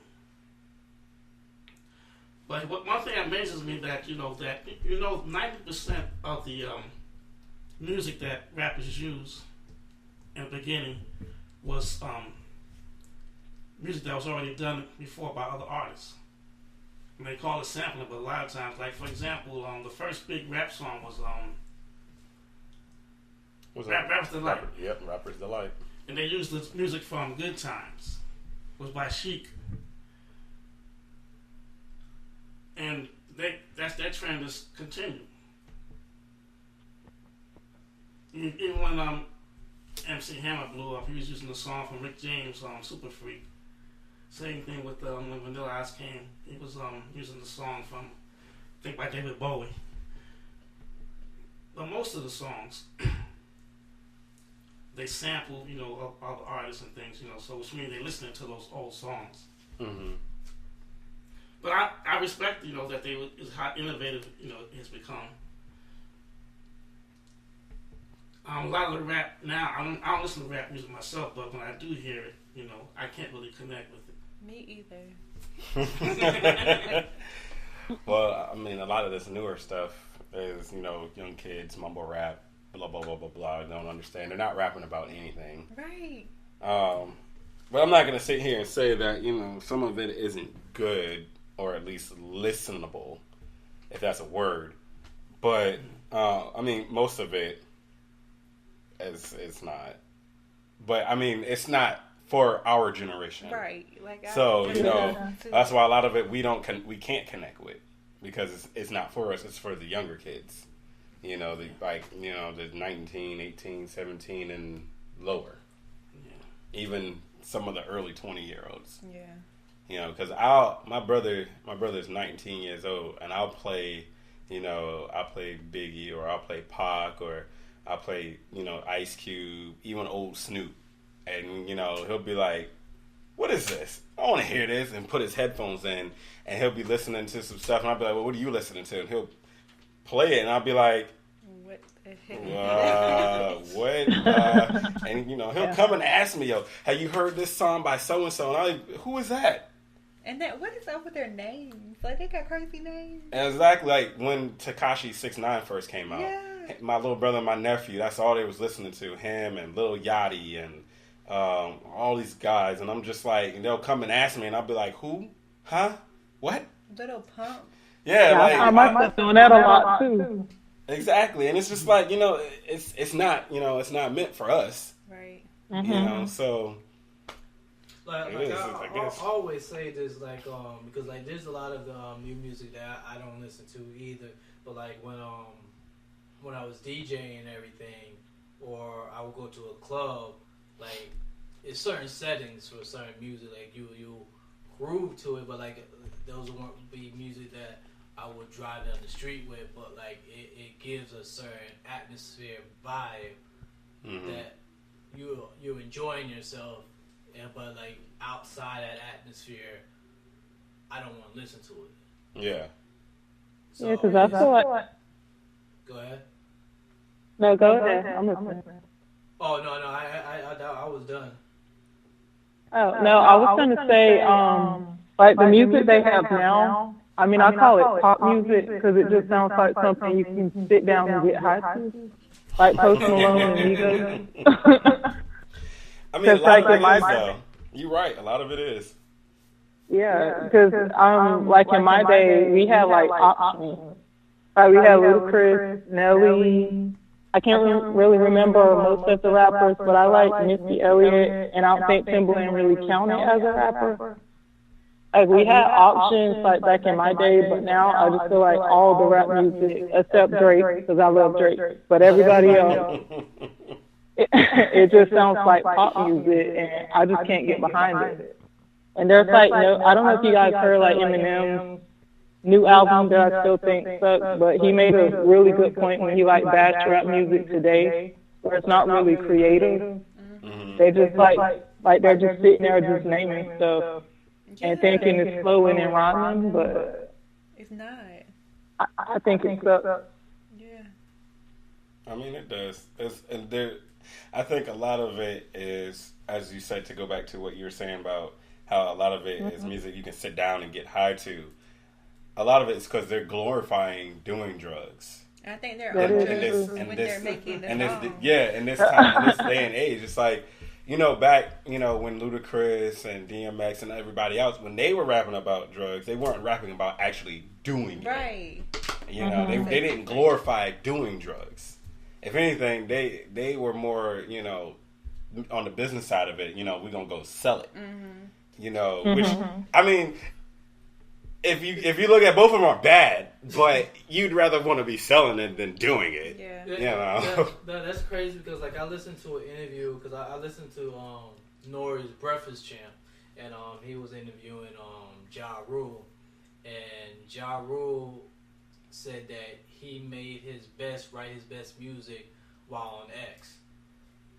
So like he would pop a pill, listen to music, and write. And like it wouldn't be just music that for himself. Like he actually, I didn't even realize that he actually wrote R&B songs too, and everything. But he said like he would pop a pill, get in the booth, listen to music, and like he wrote his best materials off of X. I like the music he did. You know, like the song he did with Ashanti and Jennifer Lopez and old songs. I don't know the title of them, but I like the early stuff he did. He's got a few songs with Ashanti. Yeah. I was never really an Ashanti fan, but the one song I did like that she did with Ja Rule was Mesmerized. I'm a Ashanti fan. That she can't sing. She can't sing, but I still like the her. only thing Ashanti was ever good for was for her looks, Yeah. and that's it. Her acting. Wait, hold up. Who hating on Ashanti? What? I just was never a fan of her Ashanti was the acting. bomb now. I love her music, but she can't really. I love me some Ashanti now. Her first two albums were the bomb. I can't speak for her last two. Ashanti got a studio voice. She only sound good in the studio when they fix it. Yeah. But the thing is, like, because I actually listened to an Irv Gotti interview. She didn't actually sing the way that she wanted to. Irv made her sing a certain way because he felt like this would catch people's attention. Like they talked about that, and like he said that Ashanti would fight him, because like he didn't like singing in this tone and stuff like that. Like Irv would be like, sing like this. It'll catch people's attention, like if you sing like this. And then like there's actually a rumor that some of Jennifer Lopez's songs, she is actually lip singing to Ashanti. Ashanti wrote the songs, and instead of like re-recording the demo, because like you know how artists do demos when they write songs and stuff like that. She's actually the whole demo is just Ashanti, and they just saying it is Jennifer Lopez. And then like when I actually listened back to the song, I was like, "Dag, that doesn't sound like Ashanti." Darnell, I feel like we were on the same path.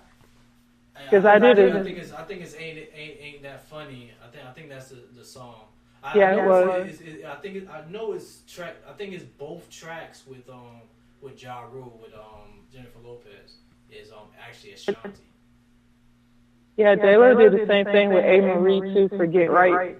I saw those. I think it's called Impressive, some special that this girl named Impressive does on there. J-Lo did the same thing with A. Marie, where they kept her in the background and Get Right, and just like kind of had J-Lo voice blend in with hers. Oh, I didn't know it was like blended. Like they kind of. They just pretended like it was J-Lo. Because ain't it funny, you can hear J-Lo's voice like over it. Ashanti's kind of singing in the background, kind of like the light part of it, but J-Lo's voice is kind of blended, and ain't it funny? Y'all gonna make me go and back I and listen to think this. that was on a remix. And it still ain't helping me like Ashanti anymore. So, but her voice is so this is a crazy story that I actually heard too when I heard the Irv Gotti interview. Like I think it's ain't that funny. If y'all remember, they sample Craig Mack's song for that track. It's actually a diss track to Diddy.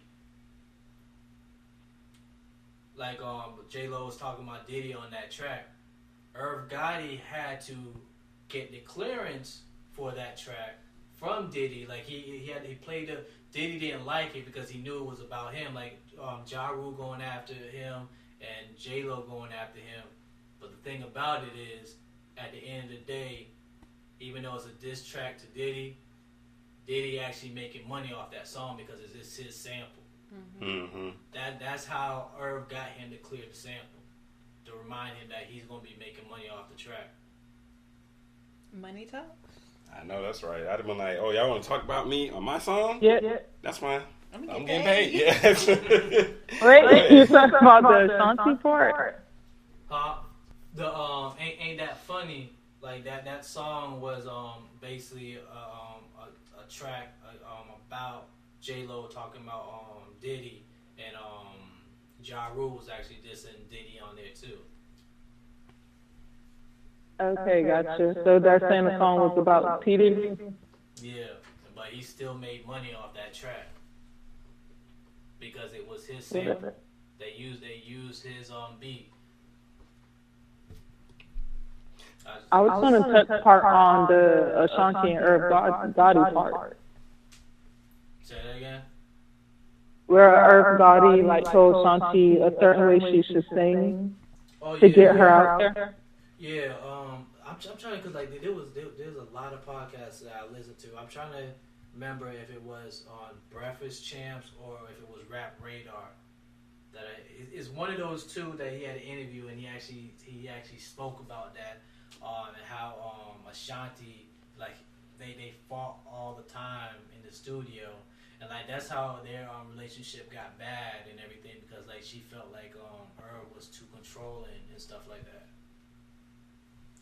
So he made her he said he made her sing in a deeper voice than she wanted to. Weren't they dating? I've heard something about that too, but I'm not. He never said anything about that in an interview. So Irv Gotti is a producer. Yeah. Okay.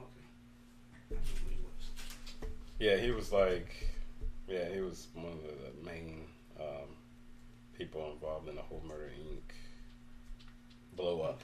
But him telling her to sing like that, it worked because she blew up. Yeah. Not for me. I mean, come on now. She was on a whole bunch of songs on the radio. Yeah, she was. And every time she came on, I turned the radio off.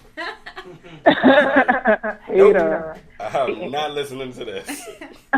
No. Hating on Ashanti. We need to play some Ashanti up here. Yeah. No, go ahead and play that. Play when she was what awards was it when she was singing and she just sounded she horrible. Sing live. Go ahead and play that. Play that. And let's Wait, see how many people what was it called? It was at one of the awards. It was at one of the awards, and she was singing, and it was just atrocious. She did Good Morning America too, and she sounded really bad. I was just like, y'all like this? This is what y'all want to listen to? I said, y'all can have it. Well, when you were on tour or anything, is there anybody that you actually witnessed where they sounded good on record, but live they were garbage? You noticed they were off. Before you say that, I just wanted to let everybody know I did pick up the stream. Anybody that's listening that's not able to watch the TV, the game right now is Atlanta 3, Philadelphia 0. They're in the second quarter. All right. I know of some artists will lip sync to their own songs and live. You would think they sing, but they actually lip sync to their own song. I won't say who this is. I won't call nobody. I was about to say who. Oh no! You can't do that now. You got to tell us. This was years ago. They good. They fine. Who was this? But most of the people can really sing. I think you may be surprised. With I'll Be Sure. Was he lip syncing? I think he had to in most of his songs. Yeah. I got a question for you. Because I know we almost out of time. How was it to be on the road with Jamie Foxx? Jamie Foxx is a very talented human being and a very good guy. He does impressions that are to blow your mind. He can sound exactly like Prince. He can sound exactly like Stevie Wonder. He can sound like anybody. That's what really impressed me about him. But it was very funny on top of that, He's a good guy. Well, on that topic, what do you think about his reason why he picked his name? He picked Jamie Foxx because people couldn't tell if he was a female or male, and they said that back in the days they always had the females perform first. So when they didn't know who he was, they put him on the bill first so he could actually perform. So that's why he had picked that name at first. So how do you think that creativity of picking that name so he would be able to? I never heard that before. Oh, for real? Yeah. What's his real name? I forgot. I thought that was his real name. His real name is not Jamie, but yeah, he had picked that name because he wanted a name so he would be able to perform. Did you know about that where they the female acts perform first and stuff like that? No, I never heard that before. So that wasn't something that they did when you were like just at any type of show. Not even if you were on tour, like if when you were growing up and you went to the shows with your dad. No, the weakest act goes on first, and the strongest act goes on last. That's the way it always goes. It don't matter if you're female, male, or female. Don't matter. Mm-hmm. So who would you say was probably one of the weakest performers that you toured with? Well, I tell you who some of the best were. The Force MDs had an incredible show. Very impressed by that. They really gave New Edition some competition there. They was on the same tour with them. But they had a great show overall.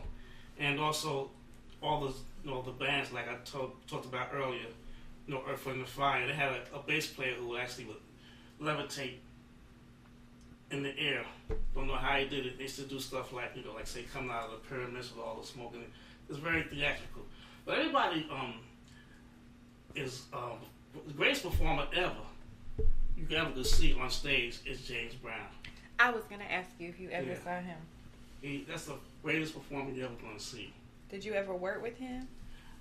I've never worked with him, but I've seen him in shows because I was a fan. Mm-hmm. I've seen his shows. I had an incident where they was at a show at the Apollo, and Wilson Pickett was on stage doing the show, and James Brown. I was sitting in the balcony, and James Brown came and sat like right next to me in the balcony, and my mind is blown. I'm like, so Wilson Pickett somehow found out that James Brown was in the house, so he told James Brown to come out on the stage.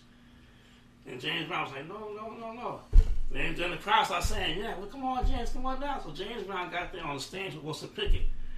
Wilson Pickett realized he made a big mistake. And when James Brown hit that stage, he just took over. He started doing James Brown and all that, singing his songs and everything. And everybody forgot about Wilson Pickett. He was headlining the show. What's your favorite James Brown song? I can't pick this one so many, but I love Sex Machine. I can't stop moving when I hear that song. And The Big Payback is one of my favorites too. And the story behind that Big Payback, they asked James Brown to do a song for Black Caesar. He did the sequel to Black Caesar, which was what was that? I can't remember the song. I don't think I think way back. But anyway, he did the song for the movie, and they didn't like it. So James Brown said, the hell with it, I just do it with my own album. And that ended up being a real big hit. Back in those days, black movies, the soundtrack was sometimes better than the movie. Mm-hmm. Classic example of that is Curtis Mayfield and did Superfly. Every song on there is great, and it ties in with the movie. That's when they really had the soundtrack to the movie back then, in those times. Yeah, I remember there was a time, I think the only time recently that they tied in expectation with the soundtrack was the Black Panther soundtrack. I was gonna say that. But I remember there was a time when a movie came out, you had to get the soundtrack too. Right. Mm-hmm. And then with artists, especially new artists, they wanted that placement on a soundtrack. Yeah, so they can get heard. Yeah. But nowadays, you don't even hear too much about the soundtracks. I mean, you talking about back in the 90s. Yeah. Well, that was like you said, that was the big thing. You had to get the soundtrack. That's the first time you heard Drew Hill. There's a couple other artists. The first time you heard them were on some soundtracks, and then after being on those soundtracks, you had the bidding wars where labels were trying to bid for them to get them signed and stuff like that. Mm-hmm. But you don't have that no more. Because anybody can have an independent label now. Or you can just be an independent artist right. and make lots of money. Yeah. But I missed that because I remember when Any Given Sunday came out, I had to get that soundtrack. I watched the movie and got the soundtrack same day and stuff like that. Space Jam. Space Jam. Yeah, I had that soundtrack. That's a classic soundtrack right there too. Is there any soundtracks that you remember from movies? The soundtrack to all the early blaxploitation movies like The Mac, Shaft, I meant to Superfly and things. All those are great soundtracks. What do you think about the new Superfly? I still haven't gone see it. Some people said it was good. Some people said it wasn't. Like, how do you think about them remaking it? I have no problem with that. They always remake great movies. I don't remember Superfly too much. I remember the soundtrack more than I remember the movie. But I heard about the new Superfly. I do want to see it. It looks interesting. I want to see how they do it. Do you think by watching it, it's gonna bring back for you like memories of the first movie? It probably will. I'm pretty sure. It will. Okay. Well, my last question, because I know we got about 5 minutes. Okay. So, since you're not going to share all of the people who were lip syncing. No, I don't want to. Well, one. Yep. Mr. Albie Shore. No, not now. I shouldn't even said that, but I'm talking about the biggest one. Who was that? Milli Vanilli. Oh, man. That was huge. Yeah, we're not even. The strange thing about that is that remember the guy who actually sang on the tracks was on the Phil Donahue show. I don't know if you remember that show. It was a talk show, and he was telling people that he was actually the one to sing on the song. The crowd was like, get out of here! You ain't singing on that album. And like a month later, they found out, believe it wasn't actually singing. If you could do it all over again and not change a thing, would you? Or would you tweak some things here and there? Well, I started out with a company, R&W Concessions, but I worked for a company called Winterland almost by accident. And that was when I was working with, first started working with New Edition. When I started working with New Edition, I was actually assistant manager. What happened is the guy who's supposed to be the manager of that tour manager for the merchandise was in Canada. And his flight got canceled. I think it was coming into Cleveland, and he never made it. So the company called the building and says, is there anybody that can go pick up the t-shirts at the airport? Because our guy can't make it. So my father was there, and he volunteered me. So I went out there and got the shirts, and I checked them into the building, pretty much handled all that stuff. And so the next day, the company called and said they wanted me to stay with them on the tour as part of their staff. So I went on to be assistant manager on that tour, and then eventually became manager. So it was like almost by accident that I actually started working for the company. Winterland used to be owned by MCA Records. So once MCA Records start figuring out that they can make a lot of money on merchandise, they start having artists, when they sign a contract for their music, have them sign away their merchandise rights too. A lot of times they didn't even know if you're like on page 894 in the contract. They didn't even know, But I was very fortunate. I had a very good time. Made a lot of money. Made a lot of good friends. Some of them are still friends with on Facebook. I see it pop up sometime. And I don't think I would do anything any different. I'll let you know. Alright. Okay. Well, there's a couple topics that I wanted to talk about that we didn't get to touch on and everything. But I did want to actually put this out there because one of the things that me and you was actually working on. My stepdad has a game that he has worked on for years. You want to tell them the name? Old School. And it's basically we actually played this a couple times. It's basically any decade of music. You have a team of people. They have questions about music and everything, and we're trying to turn it into like a game show. So if anybody that's interested in it, we want to do a pilot So I don't know like how you want probably like at least a team of 4. Like so like if you're interested and you can contact me at info@quarantineenterprise.com if you want to try to be on my team. And what's your email?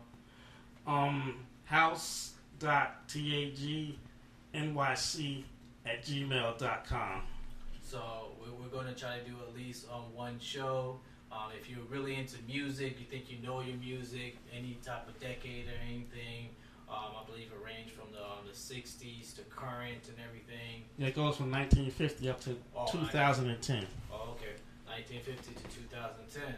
So, like, if you think that you really know your music, you want to be part of this, like I said, we're trying to film a pilot and everything, and might have it recurring and everything. We don't have a date set. And one of the other things that we actually are doing, like he just finished filming a pilot for a web series. I haven't started on mine because like I have to recast. I know last time I was talking about it last year, and there was a lot of stuff going on, and I didn't get to actually start filming. But we actually filmed a episode for him. I try to have a meeting with Mines, and like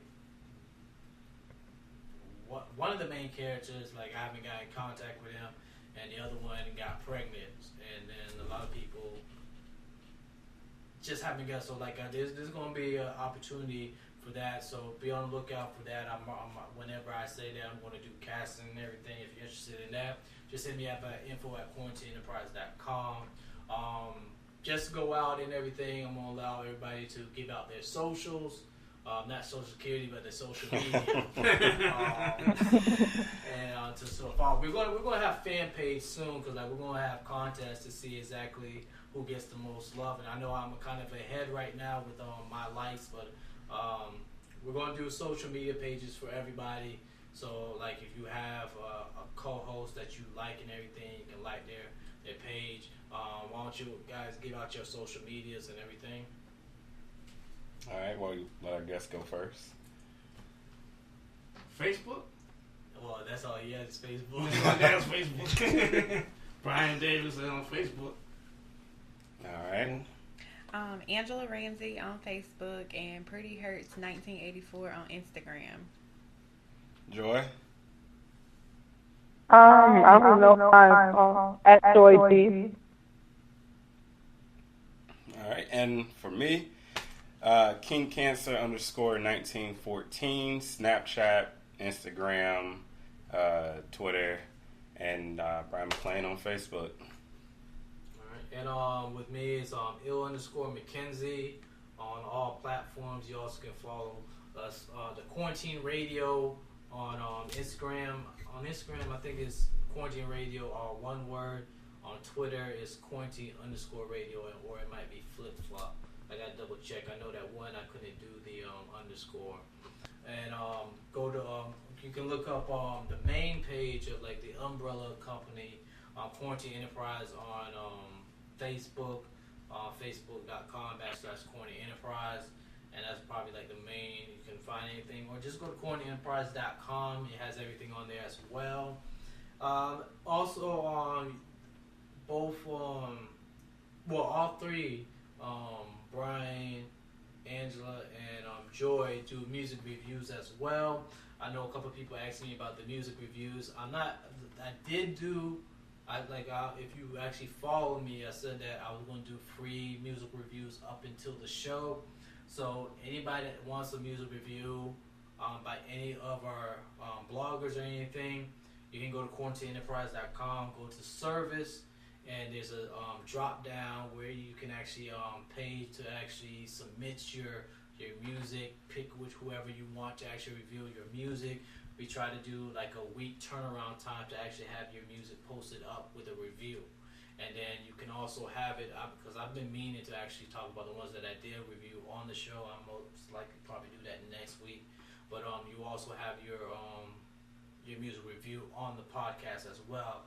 And we'll let everybody know how to actually access your music. So that's another way to actually get your music out there. But we're 3 minutes over actually the talk, and then I'm going to go into the music mix. But is there anything else y'all want to say before y'all leave?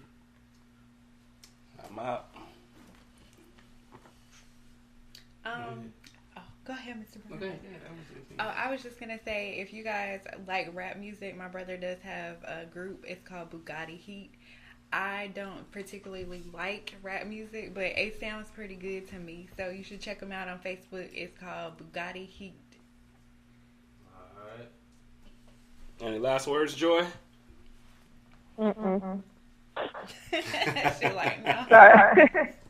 Alright, well, we'll see y'all Tuesday. I gotta double check to see who we have on the show for Tuesday, but you'll actually see me posting because we'll most likely we have guests all this month. I'm not trying to set anybody do any setup for any interviews for October yet, but if you want your music played or anything on the show, info@quarantineenterprise.com, send it, and then we can also talk about it if you want to get on the show as far as interviews as well. As you see, we are now doing phone interviews. There are a couple people that I was supposed to interview before but couldn't because we didn't have the phone, and I'm going to try to get back to a certain person. I'm not going to talk about who it is yet until I get that clarified, but there was a big name rapper. If you were from the 90s, you will remember the song. That's all I'm going to say. But I'm going to try to see if I can get that interview again. But other than that, I appreciate y'all coming in. We're about to go into the music mix, and then we'll see y'all next Tuesday. Alright? First track that I'm about to play is the Fat Boy with I Love It. This is the Fat Boy with I Love It. I love it, I love it, I love it, I love it. You got me going crazy. Lost Beat produced it. You lately. I love it, I love it, I love it, I love it, I love it. Shout out Floss B, man. Baby, you stay on my mind. All of my time. Tropical drinks and fine minks, sitting right over the Cuban links. She love it cause it's real. She always did love the way it feel, and she always will. I pulled up with some Dawn and some crushed ice. Back rubs for a dawn off a tough flight. Tell me she hate it when I'm gone, she can't sleep at night. And by the time the bottle gone, we done fucked twice. She a keeper, so I keep her in. Fuck all that talking from the people, I don't sleep with them. Plus she hope I don't forget about her in and out of town. Black lace down, she just wanna hold her fucking down. I love it, I love it, I love it. You got me going crazy. Thinking about you lately. I love it, I love it, I love it, I love it, I love it. Baby, you stay on my mind. I wouldn't mind giving you all of my time. President suites and first class seats. Gourmet sweets, bon appetit. Whenever it's her and me in the sheets, don't have to speak. Catch us on the Sunset Beach for 2 weeks, huh? Fly away, take this here to another place with my baby. I love it. I love it. It don't matter what the people say. I'm gonna love you anyways. As long as I'm with you, no complaints. It don't matter what we do. I love it. I love it. I love it. I love it. I love it. You got me going crazy. Just thinking about you lately. I love it, I love it, I love it, I love it, I love it. Baby, you stay on my mind. I wouldn't mind giving you all of my time. What's going on? It's your man Fat, the F, the A, the T. You're now riding with Quarantine Radio. We got this. Told me that I'm super fly. Baby, you ain't never lied. He's going down right here. Yeah, he's going down right here. Feeling you, feeling me. Know you feel my energy. He's going down right here. Yeah, he's going down right here. Yeah, yeah, see that one right there. Yeah, yeah, there she go there. Mr. Henny with that coke right there. Girl, you might know what's up, yeah, yeah. I got you in the kitchen right there. Girl, you know you get down right there. And girl, you compliment the juice to the max, though. Got me feeling like the man of the year. Girl, I'm tryna get to know you. Pop a couple more, we a little too sober. She might be a schoolgirl, but that body got me thinking entertainer. She done had enough of ordinary love. Yeah, I can see it in your eyes that I'm the one to change your life. Told me that I'm super fly. Baby, you ain't never lied. He's going down right here. Yeah, he's going down right here. Feeling you, feeling me. Know you feel my energy. He's going down right here. Yeah, he's going down right here. We could take it slow, make it comfortable. We could start a fire, sing it like a choir.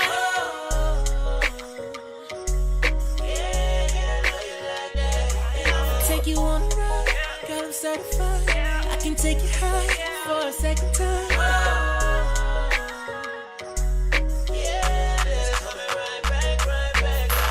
Girl, I'm tryna get to know you. Pop a couple more, we a little too sober. She might be a schoolgirl, but that body got me thinking entertainer.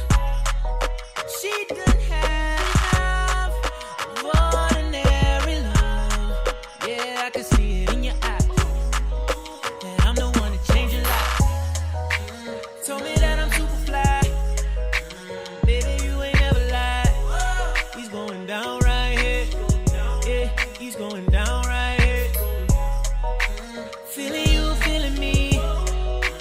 Know you feel my energy. He's going down right here. Yeah, he's going down right here.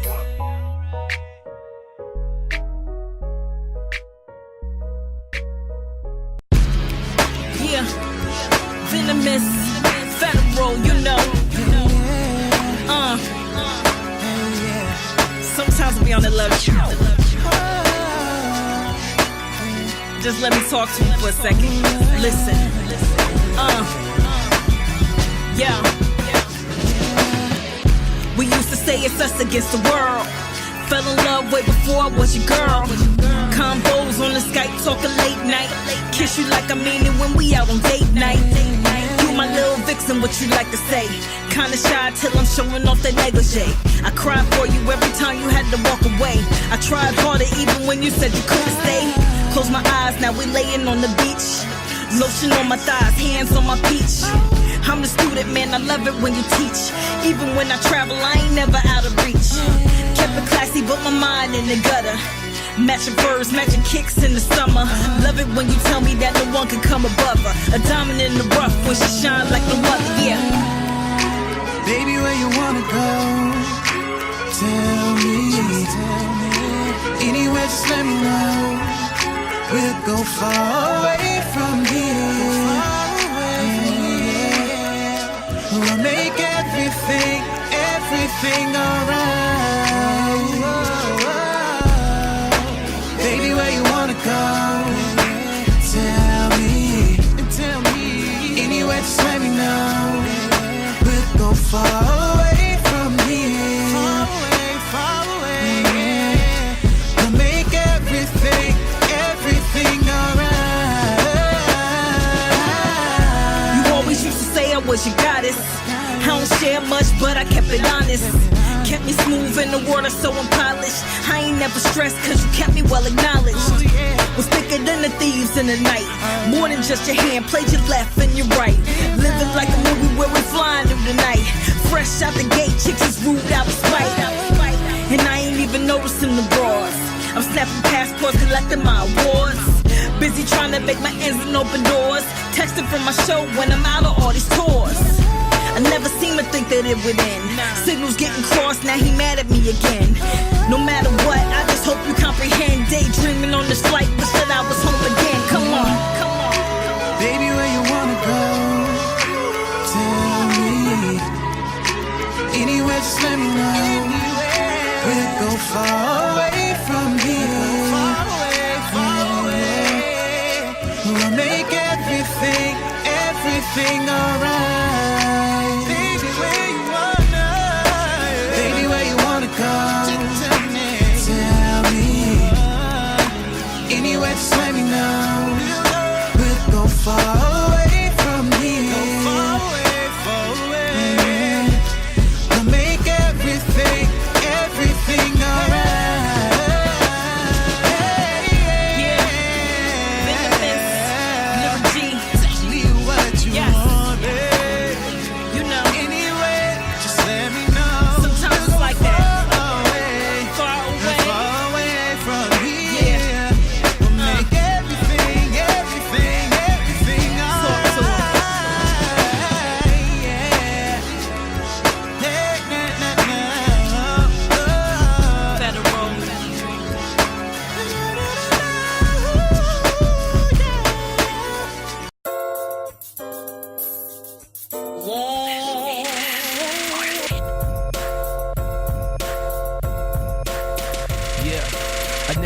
Fairy tale, I know the ending very well, but I control my fate. And when I see your face, I wanna lock you down like an inmate. Don't care what your friends say, all bent out of shape.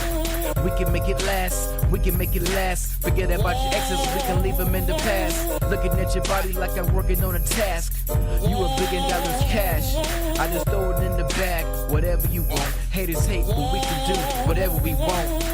Bye-bye, go kick rocks, we in a drop. And we off to the spot, the love of my life, what you thought. And I'ma keep her at all costs. Diamonds on her necklace, we all floss. I got it on my arm, yeah, I see y'all lost. Good ones come and go, but you gotta know what's worth fighting for in this world. So, give a chance, take you by the hand, show you life's good. Just put me in your plans, I can make you feel good, make you feel great, make you feel safe when it gets late. I never end in love, you can never get enough of. Crazy when the one you want thinks you want everyone but her. Truth is, I already see your last name replaced with my sir. All I gotta do is make your vision on blur, while I make a tunnel vision of you and I. Truth is, you the only one catching my eye. Why would I lie? Matter of fact, don't even reply. I know I ain't your typical guy. Plus, you might have heard about my past. The girls back then, they never last. But I'm trying to make you my last. Last kiss, last one I give my heart to. The one I watch walk down the aisle to say I do. Murder be my best man, making sure I don't tear up when I hold your hand. Kissing your lips, sealing till death do us. Good ones come and go, but you gotta know what's worth fighting for in this world. So, give a good chance, take you by the hand, show you life's good. Just put me in your plans, I can make you feel good, make you feel great, make you feel safe when it gets late. I never end in love, you can never get enough of.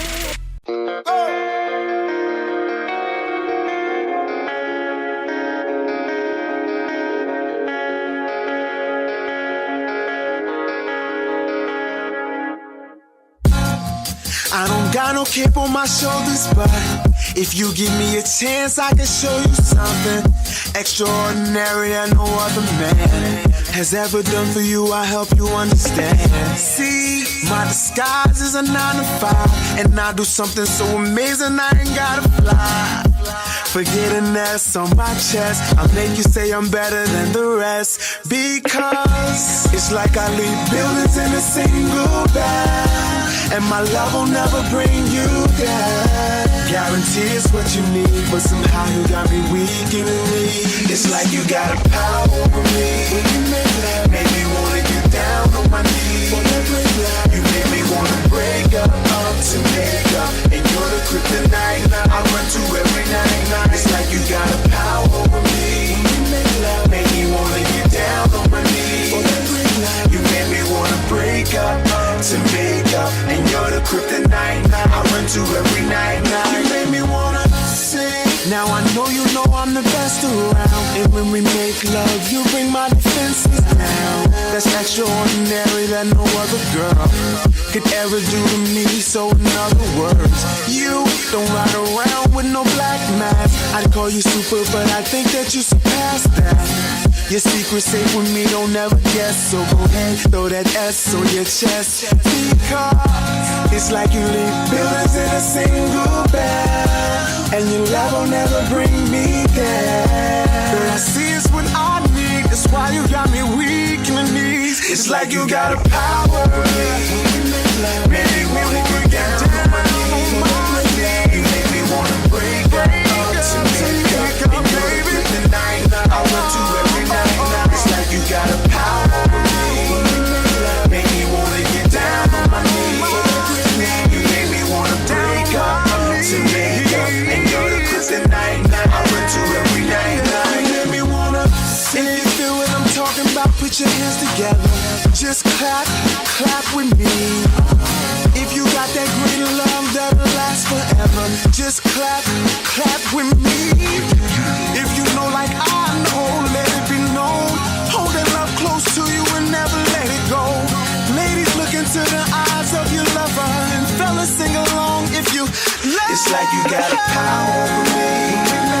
Make me wanna get down on my knees. You make me wanna break up to make up. And you're the kryptonite. You got that kryptonite every night. It's like you got a power over me. Make me wanna get down on my knees. You make me wanna break up to make up. And you're the kryptonite I run to every night. You make me wanna I run to every night. And you're the kryptonite I run to every night. And you're the kryptonite I run to every night. And you're the kryptonite I run to every night. You make me wanna I run to every night. And you're the kryptonite I run to every night. And you're the kryptonite I run to every night. And you're the kryptonite I run to every night.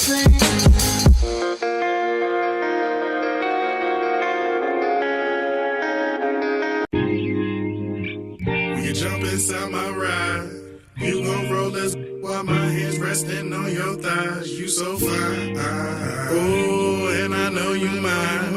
I'ma call you queen and we gon' never fuss and fight. We just ride. Oh, we just ride. We just ride. Oh, we just ride.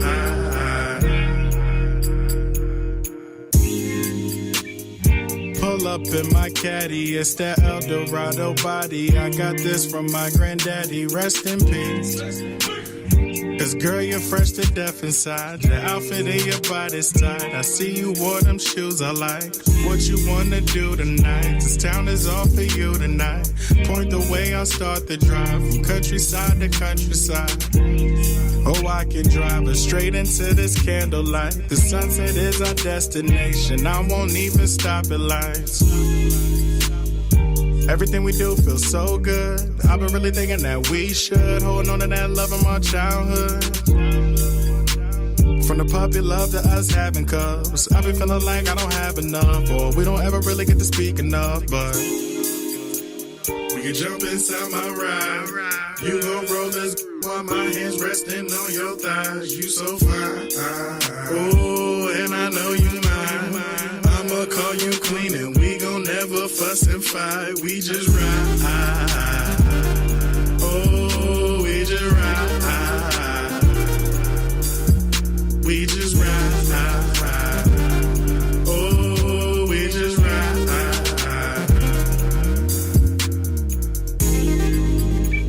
We ride, we ride, we ride. We ride, we ride, we ride. We ride, we ride, we ride. We ride, we ride, we ride. Yo, if I got the juice, hey, you got the juice, then we got the juice. I'm calling the shots, you calling them too. We stick and we move, here go our plan. What we gon' do? Only book that flight for two. We shop in Japan, get married and friends, have our kids in that motherland. I don't even need to say this, but I'm the only one on her playlist, and I'm the only man on her heart. Girl, I'm going hard from you from that start, cause you my spot, and it all feel like a dream to me. Everybody knows you're the man that's queen, so when they disrespecting, baby, you will never see her. Hop back in my whip and we gon' take a ride. Play Marvin Gaye, we just setting the vibe. Hand on the thigh while that temperature rise. Lean my seat back, let that cruise control drive. My baby so smart and that head is on fire. I pull this thing over before both of us die. We can jump inside my ride. You gon' roll this while my hands resting on your thighs. You so fine. Oh, and I know you mine. I'ma call you clean and we gon' never fuss and fight. We just ride. Oh, we just ride. We just ride. Oh, we just ride.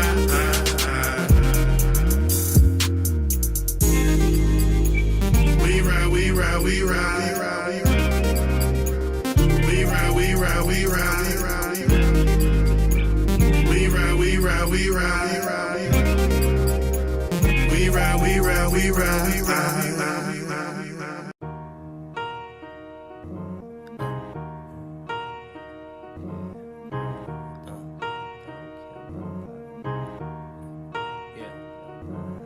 Whatever you do, don't blow my buzz or my high. I'm trying to feel the vibes. I feel the vibes. Whatever you do, don't blow my buzz or my high. I feel the vibes. I feel the vibes. I was a young little tricky Mickey Ficky spitting raps, talking about the trap cats and some of this and some of that. I started off like 1, 2, microphone check, 1, 2, mic check. I'm about to catch rap. Give me the mic. I'm nice and any get in sight. Running around you in the circle, used to flow till I turn purple. Now I just lay in the cut, drinking champagne and smoking purple. The chronic for the mind, I'm drinking mimosas for the vocals. I'm popping like Cristal in '96. Let's get it. It's a celebration. If vigilante click is the confederation, we growing by the day. These niggas steady hating. I need a vacation for meditation, medicating THC. This ain't a regular vape. I realize I'm ahead of the race. They running in place. Logan, I'm not your peer. You're not in my space, not in my zone. You ain't seen what I seen. I live what I speak, so I say what I mean. I mean what I say, so when I say that I mean, I murder tracks all season. Believe it. Whatever you do, don't blow my buzz or my high. I feel the vibes. I feel the vibes. Whatever you do, don't blow my buzz or my high. I feel the vibes. I feel the vibes.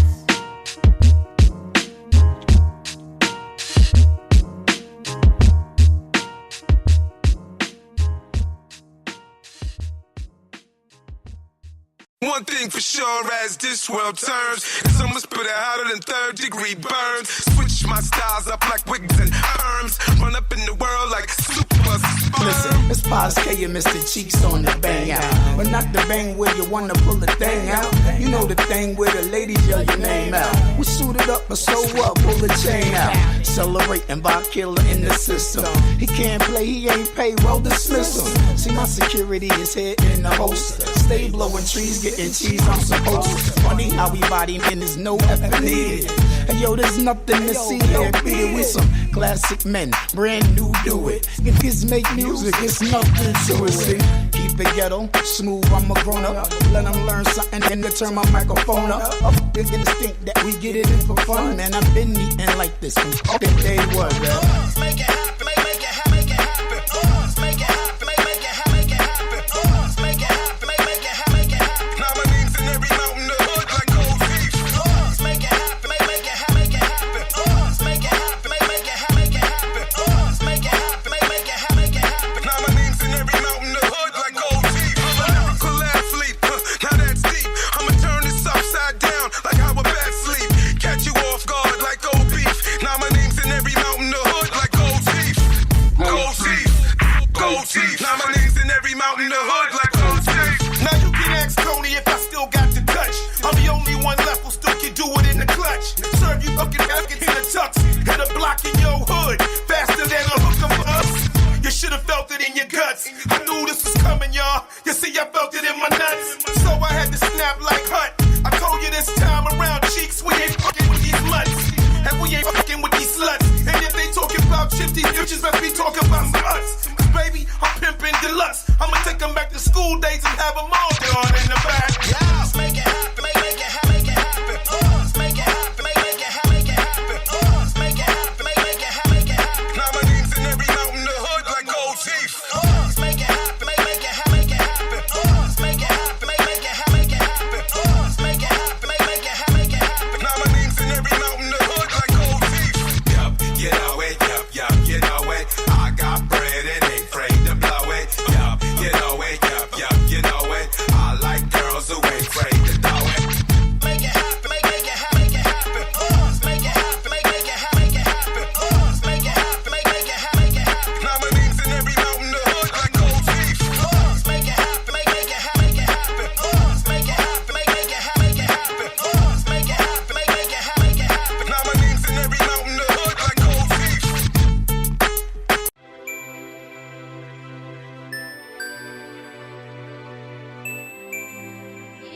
Big Daddy the DJ. That's my DJ.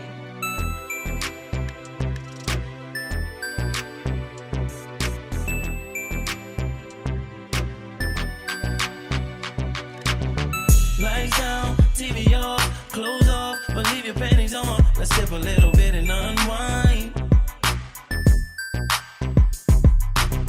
She ain't perfect, but she good enough for me. Always come to give me what I need. She take her time and always do me right. One more shot, you know how I go. Take another shot, then we gon' tackle on the floor. Teach me, I'm listening. Tell me your favorite position, then I'ma go all in. The way I sex you tonight, you gon' wanna do it again. You where you need to be. Way I do it to you, you gon' wanna marry me. Can we get this night started off right tonight, girl? Hey, I just want to wine and dine your body right. Girl, you about to get the business and you know. Lights down, TV off, clothes off, but leave your panties on. Let's sip a little bit and unwind. She ain't perfect, but she good enough for me. Always come to give me what I need. She take her time and always do me right.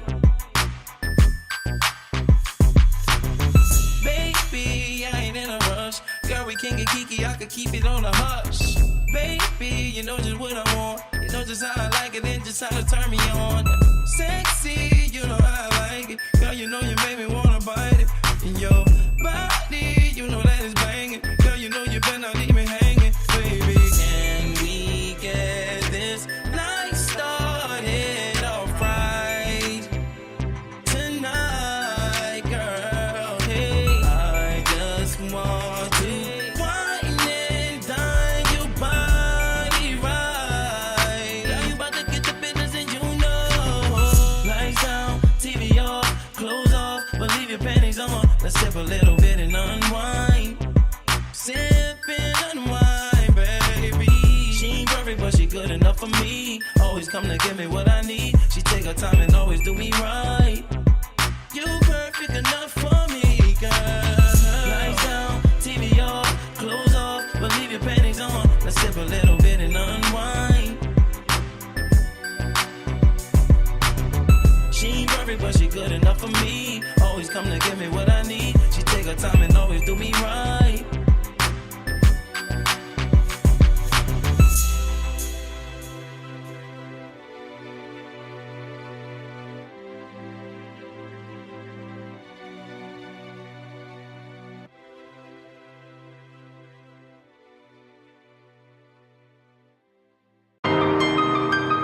Hey, this is Nola Ada, and you are now rocking with Il McKenzie right here.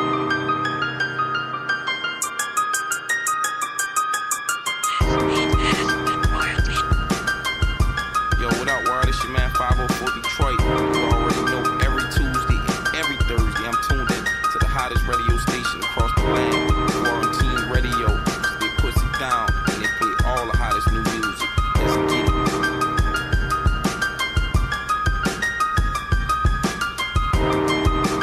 It's your boy Gabe, and I want to give a big shout out to Quarantine Radio. Make sure you check them out every Tuesday and every Thursday. And thank you for supporting my new single, Down Low. Yo, what's up, man? It's the Kid Swift, baby. Young Swift. One time for the check-in with my dog, my homie, Il McKenzie. Straight out of ATL, Georgia. And you know how we rockin' out here, baby. Let's get it. I tried being humble. I tried being humble. I tried being humble. Humble get no respect.